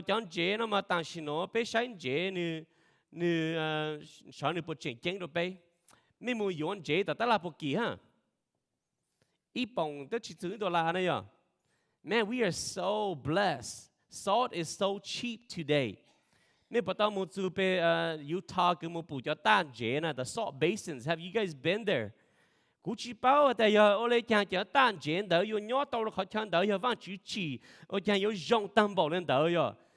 tao bụi khỏi chơi nhá lúc là té nó cứ mê một chú mà chẳng lũ ta nó mà nhận dễ lên dễ nữa, bố sao chịu cho lúc phải cứ bố sành của cái dễ hiện tôi class cho chẳng dễ đó rồi. I was like, man, I've never seen such a beautiful place with a salt basin with salt and salt across. Cho picture mai cho tao salt lên xin này dễ lên xin này. And that's why salt is so cheap here in the United States. Nhất thì mình cái nó dễ phê ý hành lên cho có biết muốn dễ đau lên đau sao? Thế thì yang tăng lưu thầu cứ chỉ số chỉnh nhon đau mà dễ dễ có cứ chỉnh kinh hành lên. Yang tăng lưu thầu cứ ít tu cho một tháng hàng đau ra bố chỉ muốn nhà rồi nữa, bố muốn dễ rồi nữa. Because salt, it was so valuable back in the days. They said more wars were fought for salt than for gold in the ancient days. Tôi này ô chú ô cho ya chỉ tranh dễ nè. Yang tăng lưu cứ ổn định cứ chỉ số nhon đỡ nè. Okay. Bên mong mua ít lưu cứ ta mong ống dễ mấy bộ tao nó ha chở luôn này à. What does it mean? Mong ống dễ nè. Right? Go carry salt. Back in the days mong hàng khen dễ rồi. Thầu như chỉ muốn dễ nó mà yếu tố là cũng là hai lần nữa nè. Mà yếu khen dễ mà trở lại chàng là yếu tao mong nghề mong toàn trong. You mong yếu dễ. You have to go down to the city to buy salt. But a lot of times when they go into the city to buy salt, they never make it back.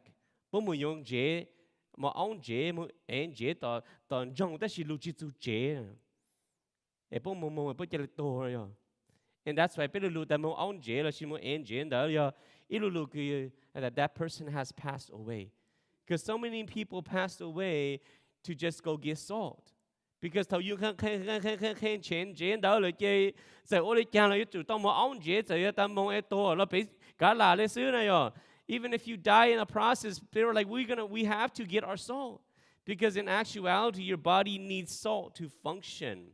There is a medical condition called hyponatremia. Okay, I can't pronounce these medical terms. But condition, then it begins to be like when you're dehydrated, your body stops to function correctly. Got the muscle, no, to function correctly. Function. If your salt is way too low, your sodium is way too low, you can actually die. Yeah. And so salt was valuable. Okay. There are qualities of salt. Salt so mà giờ ý rằng cái con non dễ là mà ô con khét lên này rồi, mấy chẳng nói là từ môn chẳng sao. How many guys have high blood pressure? What does your doctor tell you? Your doctor tell you don't eat too much salt. Yeah. Sao non dễ nằm đau mấy chú chua mấy chẳng dễ nó mấy mí xứ nó chú chua xứ cho có ta thầu từ mấy non dễ lỡ nó dễ mấy dùng khét lên, thầu mấy khét lên nó dễ mấy lúc dễ you produce a lot of blood, you more a lot of fluid, you more a lot of hydration, you have to make blood pressure, so they say don't eat too much salt. Yeah. Okay.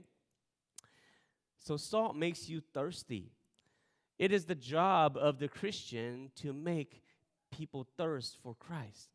Bây giờ chẳng dễ cứ ô cho tôi nên khe cho Chúa Giêsu, bố sản bao cho Chúa Giêsu, bố khe cho Chúa Giêsu này. And how do we do that? Bây giờ chẳng cho cháu chín dây, bố sản khe cho Chúa Giêsu. Bên mong nung đu mà bên chờ của mua cứ mua ti này à, mấy bộ là họ ha, dạng tăng đu này à, chả lâu ha đôi vừa ta tú à, sao nhá tụi nhỏ từ riêng ở à, cho họ ta nấu canh chẳng nấu gì chẳng, yêu mua máu mua gạo, yêu mua ít sao kỳ, yêu mua plau mua đồ, yêu mua trống mua cù, yêu mua tây mì, chỉ mua đi từ bao nhiêu á, thì yêu chủ nhau mua cứ mua ti à. You have to be in a community because in your difficult times, you need somebody to be there for you.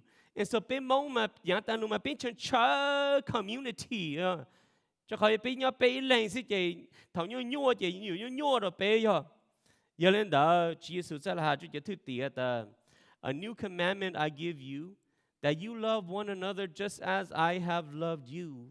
You are so also to love one another. By this all people will know that you are my disciples if you love one another. Jesus ha Chúa thức tên mấy ít lệnh sao?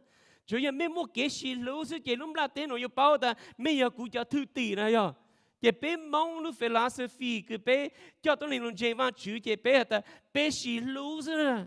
Chúa ya bé gì lú sự chỉ cho chuyện gì những chờ bé bao nhiêu sáng lu công bé. You know, big lâu so they focus so much on cái gì luôn. Đó là cái gì luôn, big lâu nó mà nó giàu được big lâu ha ya. Big lâu cái gì luôn nó mà ya thầu cái một ít sao cái số là yêu chúng tôi ship bang. Yeah, số là tôi ship công tế. When there is a funeral, if everybody show up to cái lâu, now that is their love language. Thầu cái bên mua nó mua hào bên mua chống mua cù số là ship hu số là tôi ship nó tôi nó cái tôi cái đông sáng đây cái gì luôn, that is love to big lâu. Thầu cứ bên một món nghe cho lâu nhớ tao vang tao chế là chỉ tì hôm mỗi bên một sai po that is cái lú rồi bên cho lâu nè, that is how they see love, yeah. Đó là bên cho lâu này nó the way people see love is different than the way cái bên cho lâu see love, yeah. Thầu cứ một plum một tổ bên hú cho lâu chỉ to nè, cho lâu chỉ bù ta còn đây cái lú nè. To them that's not their love language nè, yeah. Cho lâu này mà giờ mấy cổ bố to cho mấy lúc funeral tôi bao lêu nữa mà bố tôi là a lot of them don't come because they don't see that as the love language. Chứ chẳng lo mà hey tonight's Packer game, come to my house, we're gonna barbecue, we're gonna watch the Packer game mà sao tôi bận ta rồi à tôi nhau ok tôi chiên gan nó tôi thằng bè. This is love, this is community for bây giờ lo cho cứ ta nạt gì lo cho young couple nữa nè. họ cũng mấy tụi giàu mà đi sát xa thằng này chuyện giàu cho nó mình đi sát xa của cũng chúng tôn gay rồi à nó mà bây giờ nói cái số nhà sửa hay tôn gay rồi à cái số nhà sửa tôn gay cứ tụi giàu nhà tôn gay mà thằng này giàu lấy sang gì sang ham nhà tôn gay mà đi phi hạ nó cũ rồi dad play game with me come play game with me go that son I don't want to I'm busy it's boring I don't want to thế chỉ mới ra cô ta okay các sang của play game có chứ cô play let me play with you chứ cô chúng nhớ chơi cô chúng tôn game tao ý số mong nó sợ số mong nữa người ta dad that's the best time we had together all week. For him, his love language was just for me to sit down and play game with him. Yeah. Chứ biết cho lâu mà biết tao chả mua tới dạng cứ chỉ mua cá hồng kỳ sĩ hở rồi à. Để cho chả lùa mà nhiều giàu mà it means it's meaningful to them. It's their love language. So within biết bằng jane nó, ya biết sáng của chả lâu to nữa, biết sáng của chả mong kia chả lâu to công biết sáng của chả chín jane kia chả lâu to công thì bây chụp khá là bố bù tại bây mua kế sĩ lưu tao cứ mua đèn to mua chống mua cù mua nọ mua hào tao cứ mua bố nhớ tao hôm mua bây mua say bố that is how tao lâu bù tao cho kế lưu rồi họ bây giờ Lord our younger generation when we want to go bố bù tại bây lưu bố is taking them out to dinner inviting them to our homes and having time of fellowship and just sharing our lives together. For maybe sometimes they come to church and they're just going to play board games. They might play video games. And but to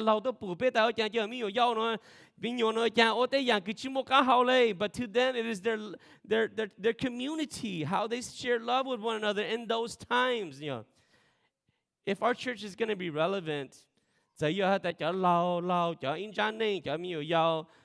to be able to find community and love in the church. Còn đây họ cứ draw tôi này lưu cho bé, or tôi này bù, tôi này yang khe. I want to be part of this family. Yeah. Salt enhances flavor. Yeah. Jay, yeah, yang cứ order cho yang gang. Yeah. How many of you guys love steak? How many of you guys love steak?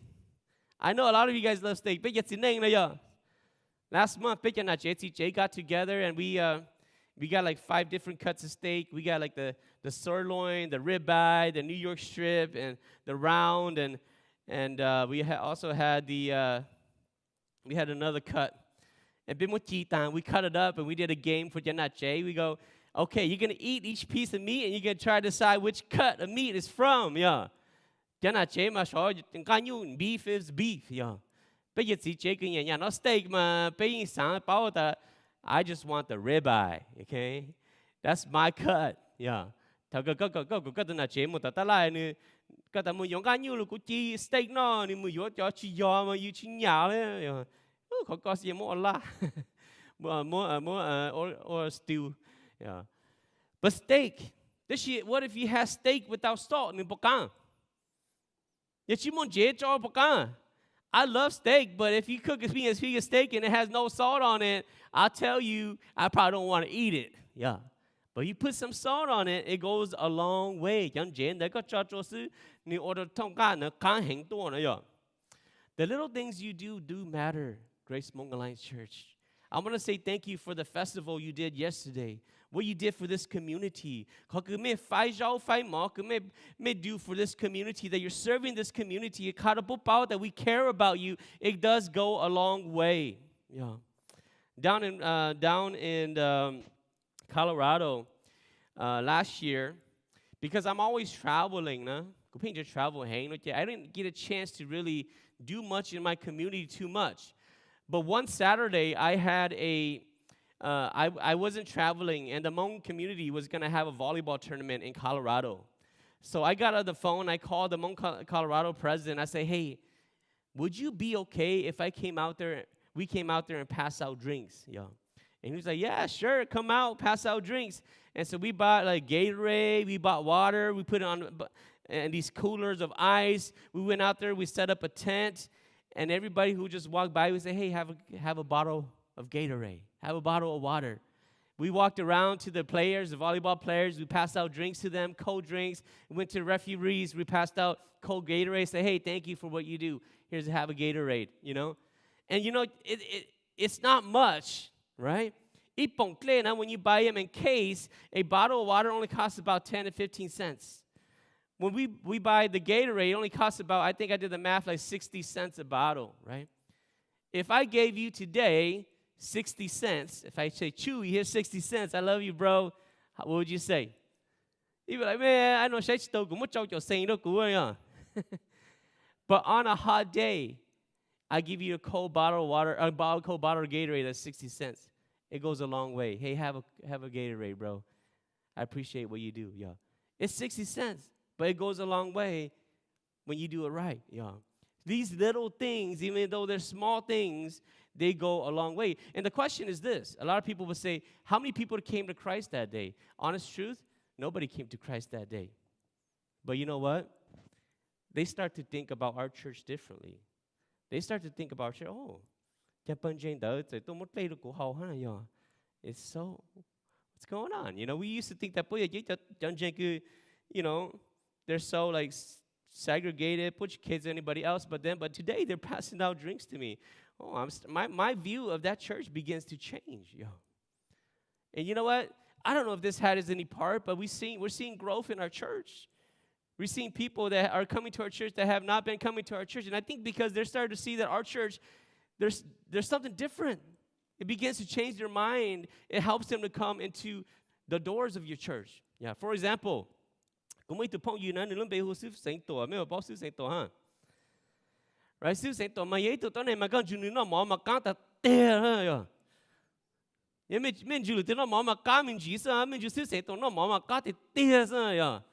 And he loves to praise food.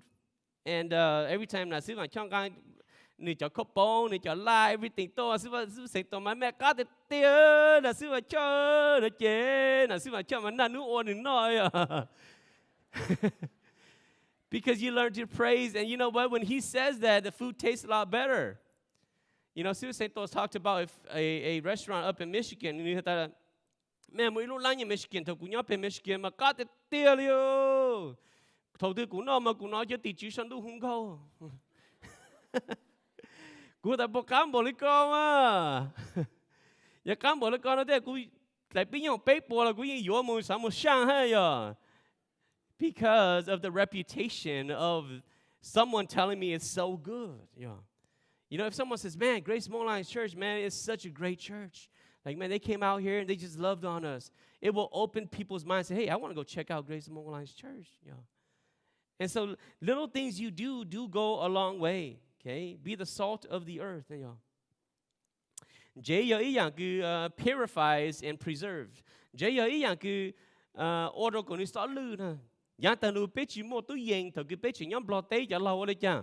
Bố tối từng bố, bố tối từ nhiều bố yêu cái chẳng cả nữa là để bố mua chỉ cho. Lăng chế chứ ya, lăng chế chỉ nên thay chỉ lư chứ ya, okay? Tại vì nó bố chua nè, when they make medication, cũng mới tụt lăng lâu nữa, he works in the manufacturing of medication, and he came home one day, he said, man, có morphine ha. Cho morphine thầu cái mỏ này, bố mất sáng của có sao nó mỏ này, cho cái bố sôi yến ôn này à, nên hai đứa cụ ta, wow, morphine is just mostly salt water. Yeah, it's mostly salt water, but it's got morphine in it. Yeah, the salt water is just to keep the morphine from going bad.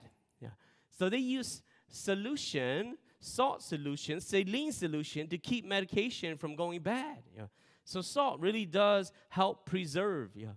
Bây giờ mong nhà tăng lương mà giờ ta to ít kho nữa rồi, là xin cho sẽ sáng rồi nè, mấy ông lấy chăng? Cho gì cho hay à?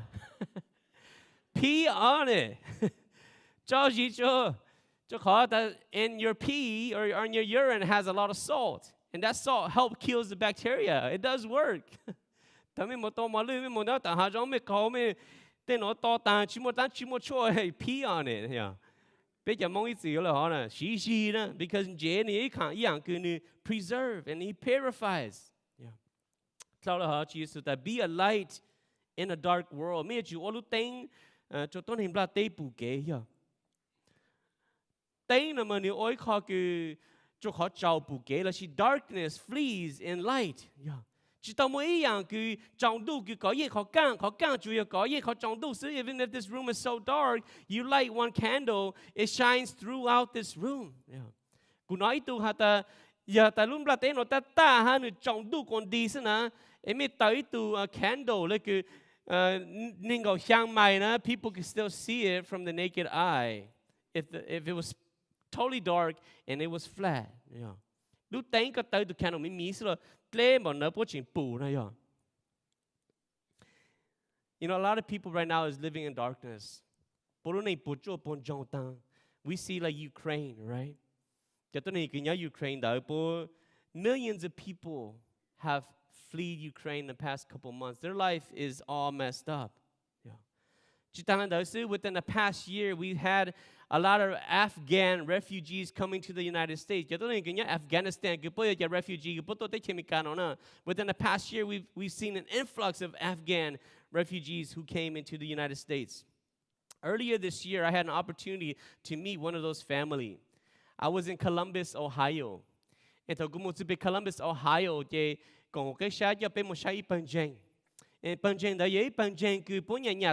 refugee and so they just sponsored an Afghan family. And the Afghan family have only been there for about 8 weeks when we went to visit them.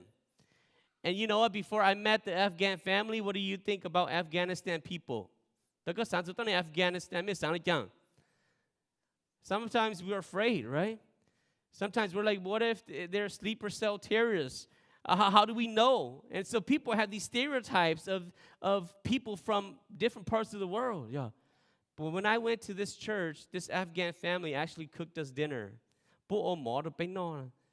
And when they cooked us dinner and we ate and they came out and we had a chance to meet them, we realized they're just broken people just like all of us that need Jesus.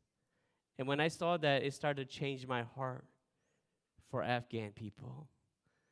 The people that we have stereotype about, they're just broken people that need Jesus just like all of us. And so like a church like Grace, we may say, what's the difference if we sponsored a refugee family? I'm going to tell you about a refugee family. This refugee family was non-Christians. And they came to the United States and they landed in Chicago back around 1982, 1983. Okay? And when they got into Chicago, there was a church that sponsored them. And within this church, they were hoping that through this sponsorship, this family will be Christian, become Christians, right? And I don't know if they became Christian right away when they got here, but this family eventually left. But many, many years later, about 30-something years later, there was a pastor down in Florida. He was a Mika pastor, and he was pastoring a Cambodian church. But he was using our church in Florida, the church that I pastored at, as the building. And one day, there was a young man. This young man was a pastor, and he came to visit our church down in Florida. And they were talking, and this young man said, hey, when our family came to the United States, we were sponsored and we came into Chicago. And this Mika pastor said, yeah, I lived in Chicago. We had sponsored our Hmong family came to Chicago. And so the Mika pastor took out pictures of the family. And surely, behold, this pastor was a little baby in that picture. And this pastor was Suhu Saintua, next gen director of the Hmong district. And this family did not know Christ before they came to the United States. But because of what this church decided to sponsor this Hmong family and loved on them, gave them an opportunity to know Christ. And today, from this family, the little baby in this picture became the next gen director of the Hmong district. Yeah. So the little things we can do can go a long way. Sometimes, if we just love on an Afghan family, Afghanistan is the #1 persecuted country in the world. If you went to Afghanistan and try to share the gospel, it's almost impossible. People can be killed, people can be jailed, it's hard. It's even more harder in Afghanistan than in North Korea. North Korea is actually #2 persecuted country in the world for Christians.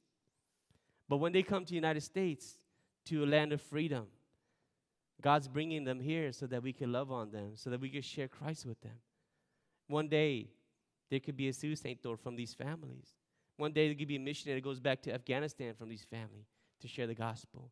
That there is potential in how we could be light in these dark times to these people who are going through these dark times in their lives, especially Jamaica refugees, Ukrainians, Afghanistans, people that have moved into our neighborhoods. Yeah. So the light exposes our flaws. Lúc tây nữa ở bế bù zu bế thế kế châu yang cứ chỉ trong zu bế lúc này nữa yo. And I just got this from Suiza Bay last night. I'm going to share your story a little bit. Nằm Suiza Bay khá là cũ, tại thầu cái Suiza Bay một cái văn là cũ nè. Suiza Bay khá là bế, tại Suiza Bay một cái văn là cũ. Ít lúc xong cho các lúc su chế, and Suiza Bay giờ phong dư bù, tại Suiza Bay lúc này lòng, cho lưu cứ nè hạ lòng, cho nên chỉ hạ cho lưu cũ đây yo. Ở cho nên cho phong dư bù, tại wow. Giờ các lúc này lòng tao, I want to go too. And the Suiza Bay giờ phong dư sao mới cho cháu Suiza Bay căng, một cái văn là cũ, bắt sang một tao sư phứ. When people see our lives, it should make them want to be better. The way we live, it should make them want to see Jesus. It should make them want to know Jesus. It should make them want to see, whoa, whoa, wow, I want to be like that too. Yeah. The light helps us follow the right path. Yeah. Your word is a lamp to my feet and a light to my path.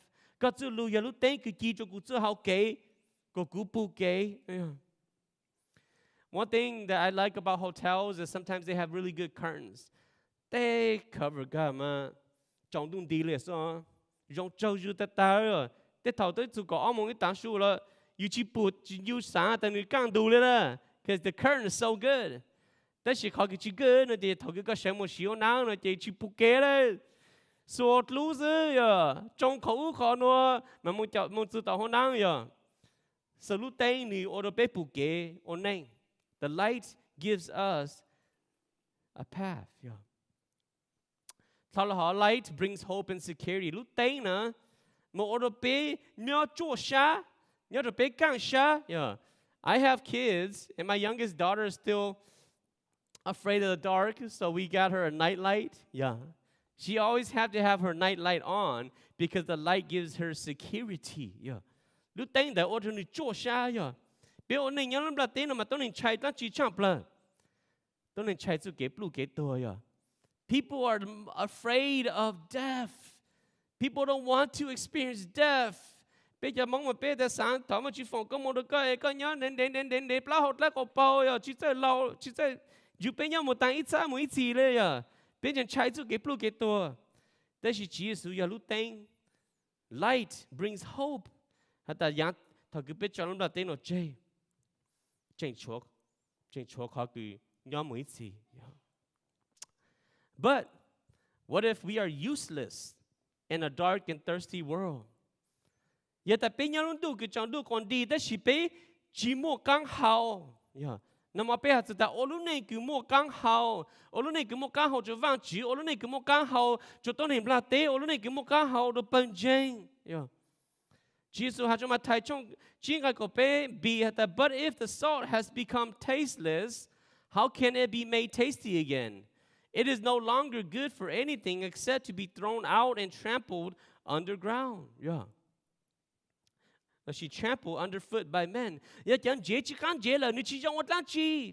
Chẳng dễ nó chỉ trong một bỏ chú hú ăn ấy tôi này chú là xin à. I mean, honestly, salt cannot lose its taste. Pure salt cannot lose its taste. It is sodium chloride. And scientifically, you cannot lose taste. Palestine, the Dead Sea, a lot of salt becomes impure. It's mixed with other things. And a lot of it, they have what they call gypsum. If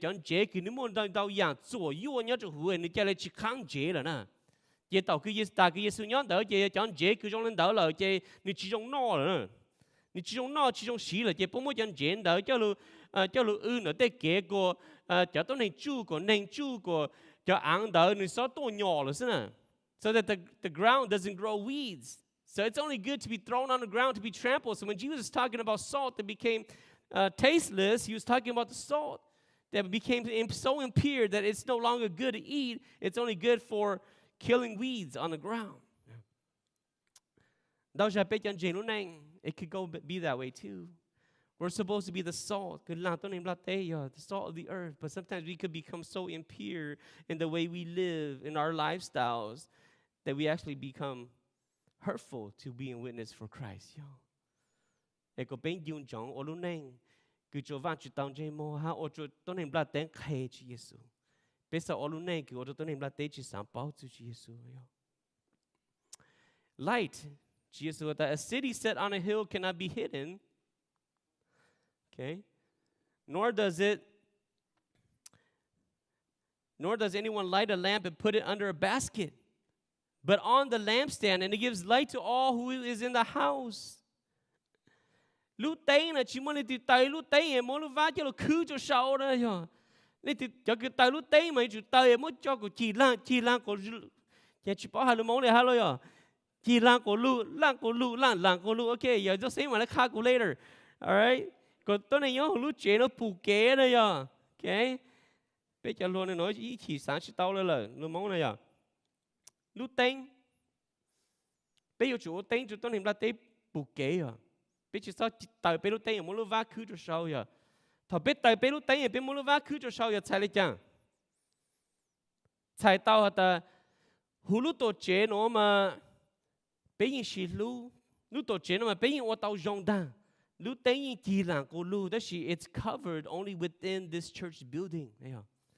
When our goodness is only felt inside this church building, then it's like we're putting a basket on this light, and the people on the outside doesn't get to experience the light at all. Chẳng sang cho chỉ tao sang chỉ phụ kế là chỉ phụ lúc tay đó chỉ lang của, chẳng qua hai tao lang của lu ya, lang của lu, giờ tôi sẽ hai chẳng, lang lu, lang ya, lang của lu, okay.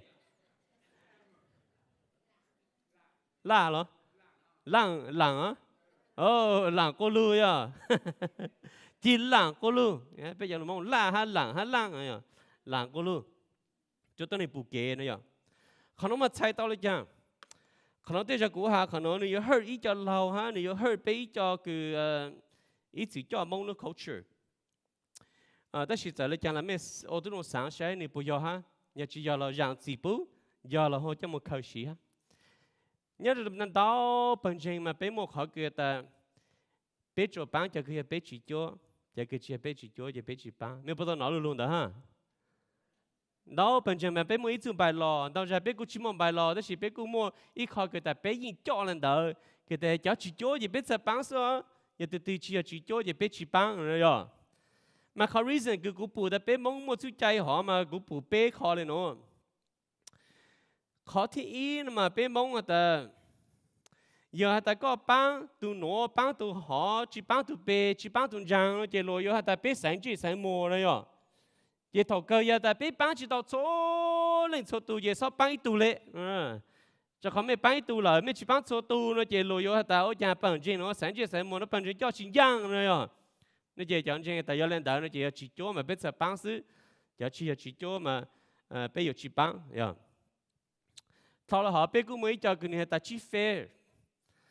phê đó họ ta thầu cứ bé một lệ một nụ nè thầu cứ bé một đánh to thầu cứ bé một nọ một hậu thầu bé một trong một cú chỉ chữ to bán bé này chỉ là bé to này này chỉ to bán bé nè,你要想找让人nói bé lúc sửa cổ nè bé nhớ nói bé đi hậu này chỉ to bán bé chứ chỉ你要ta nói người ta thầu tiền nó một té mình ta thằng mấy to bán cú nè thì你chỉ phê đó khỏi giờ, ô là họ nó chỉ bắt take advantage cho bé xứ, giờ là thì bé yêu mấy giờ chỉ cho ta cũng chỉ tao chỉ cho lên mà, cũng nhớ sang giàu xứ từ từ cũng đi bỏ gì cũng ta tụt bán quá, từ từ bỏ đi hao là cũng ta cả lại mấy ôm mấy, nếu chỉ bé chẳng chỉ bé ta chẳng là bắt take advantage cho bé, nếu chỉ họ chỉ bé cũng bù lên nó bé mong ít chữ ô mà, cũng bù hết ta, bé chỉ thấy cho bé nhà sĩ họ nói cho là chữ phụ bé chỉ tao này, bé chỉ thấy cho ta chỉ tôi cộng bé chỉ tôi bán bé nó can rằng nó gì từ nửa mà lấy bao rồi à, ok, giờ còn nó ít khó cái bé xí cho lu, có bé cho tôi này active, có bé cho tôi này xí giúp xí băng, cho khó yêu bao,แต่ไม่นู้từ yêu ni hao ha, giờ nên đợi chơi yêu tao một băng lo ha, nó chơi bé sao một khó cái ta, chỉ yêu bé chỉ cho, chỉ yêu bé tôi này, bé chỉ băng, giờ bé chỉ cho bé tôi này bé sai lấy băng cho khó ta thầu bé ni hao. Bé yêu cổ ni tôi băng bé, yeah. And so it's good. Ni yêu khó system cái bé xí cho bé giờ bé mong nó khổ chơi luôn nên để yeah. So giờ ta giảng tăng luôn nó chơi cũng yêu muốn giang gì cũng chỉ là chồng muốn hơi cũng chỉ là chồng muốn lì cũng chỉ là chồng muốn thôi đấy chả. Thầu cũng muốn ít sao cái bữa hai cũng ta cái chồng bé chỉ cái gì cái tiền nhất từ cái gì cái tiền nhất từ chỉ có cái gì mà hụt tôi bán có yeah. Nếu chơi cũng chỉ chồng cũng chơi cái tiền ha chơi thầu cơ cũng muốn thầu bố bán cũng chơi bố yêu chả. Có nhiều con á, sáng ta có yêu tao rồi, chỉ chào bé chỉ vàng bé, nó có chuyện tôi thọ bé ha rồi, cái chỉ cho các lần chú bé nhỏ rồi, so this is a system that bé mong ít chữ xí luôn, nếu một khó trong ha,但是cũng một sai rằng còn trong lúc bắt đầu cái bé chỗ ở trong rồi khó cái nhá hú lúc bắt đầu thế này à, nếu thì phải chỉ tao rồi sáng giàu này bé chỉ có system này nó nè, chỉ số hai trăm là bé, chỉ số ta, mẹ chỉ một lúc từ cái lúc chỉ tao mẹ mẹ chỉ một lúc mẹ tự nhiên cho, còn nó mẹ sẽ ở tàu tì khởi, lì tu sẽ là bao tại mẹ yo, cụ cho tôi này yo, yes, bé chỉ lúc, gì mẹ chỉ lúc cho cái tí, thế chỉ khó cái bé ở tàu lúc tên chỉ cho tôi này là té yo, bé cho cái lúc you to go past lúc tổ chức này nó cho sang giàu ha, giờ cái nhá sang giàu cái chỉ bảo văn chỉ là bây giờ tàu sang bé cho cái lúc ha, mà còn nữa mà thấy bố cha luôn chứ mà chỉ tại nó yo, còn nữa cái thâu được bé lúc làm lúc chú ha. Bé một cái bản trình lulu của nó bố hà lên nó, mấy giấy bản trình lulu ha, thế thì cũng chỉ bảo tại nửa bữa nhiêu đó mẹ, thế thì bé một cái bản trình lulu này hà được cũng nói từ sư phụ hà được ô bé bản trình nó mà ổn định toàn mang tao tao, yeah, ít xong bé tu ở chỗ gì nên ngầu luôn đèn à, bé bản trình nó nè, ấy sáng tao lên, bé mà bé chỉ nhiều cái này nó khó tại số luôn đèn là nó có, tôi giờ cú tôi ở nụ sư, chỉ một tôi ở lên, giờ bé chỉ nhiều thằng chú tại bé ở lên chẳng ha rồi yeah,แต่ปัจจุบันเรารู้จู่อีอพังอไปพังตัวเนี่ยอย่าแต่ไม่ใจอีปวดตัวเราสิชิเจ้าตัวตามหมดเลยสิเจ้าเขาเจ้า burn out เจ้าหูปัจจุบันสิเราพูดถึงสั่งอ้อเลยอย่าแต่สิมั่วสั่งเลยเนาะอย่าแต่ไม่มั่วอีพังเลยแต่สิ at least เขาเจอชิเจ้าเลยสิจูเชื่อชิปวดเลยชิปวดเลยสิจูกูสั่งแต่ไม่จันเด้งไม่จันเด้งchỉ là bé ở xứ, giờ nhà sang giàu bốn đi hao là bé bán tàuเลย, giờ bé chỉ còn tê sao, bé ở tàu lúc tên tiền đàng, để thọ chơi bé rồi tàu lúc chút cái nó ha, chỉ số cha halu sau lên nó ha ta. Let your light shine before men in such a way that they may see your good works and glorify your Father who is in heaven. Giờ mình lúc tên chỉ cho tôi nên là tên của bố bù, mình tên tên nó cứ giống hà bố sẽ là khổ mấy linh chỉ cứ nhớ sống đủ này à, để tên nó cứ bé ô rong đỡ giờ lúc tên cứ yếu chỉ cho tôi nên là tên hà bố yếu khổ mấy linh chỉ tôi cứ nhớ sống đủ, để tên nó rong đỡ vậy để tên nó cứ chỉ用油啊，但是头个bé mua vàng chỉ tự kể luôn nhớ được bé là nhiều chỉ nhiều à, tự kể để tên nó rong đỡ vậy để tên nó cứ chỉ用油啊，但是头个vàng chỉ đừng chụp nhớ được bé là nhiều chỉ nhiều à. Hãy để lên nội dung đó, hãy để lên nội dung ở đó bé tử văn chữ tàu công tàu mang, cô tôi này bù bé tử văn chữ chữ kể lu, cô tôi này sai yếu sáng lu bao bé tử văn chữ, cô tôi này sáng lu jeng bé tử văn chữ, hãy để lên nội dung cái bé yếu mua, so to be present chẳng jeng, em lúc là tên là nó, thằng cô hú bé to be salt and light, ô chẳng chế, ô lúc tên cái gì cho tôi này là tên, em bớt sai yếu lu bao bé tử văn chữ, bớt sai lu khổ bé tử văn chữ, bố thầy lu glorify bé tử văn chữ.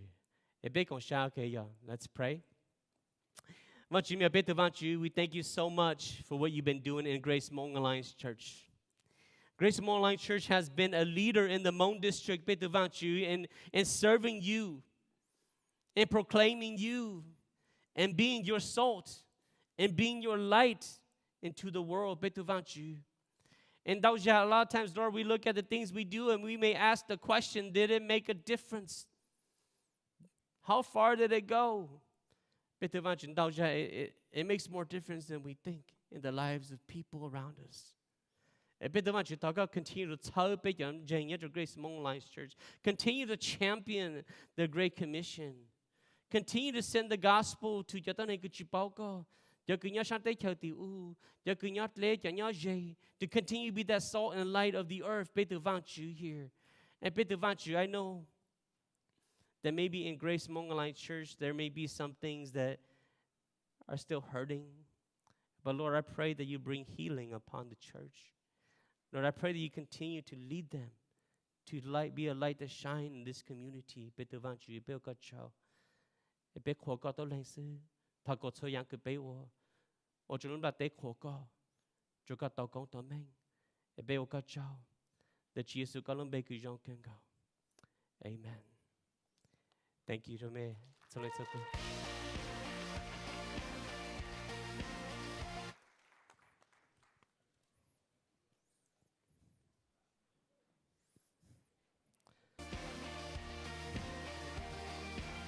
Right? Watch you. Yeah, thank you.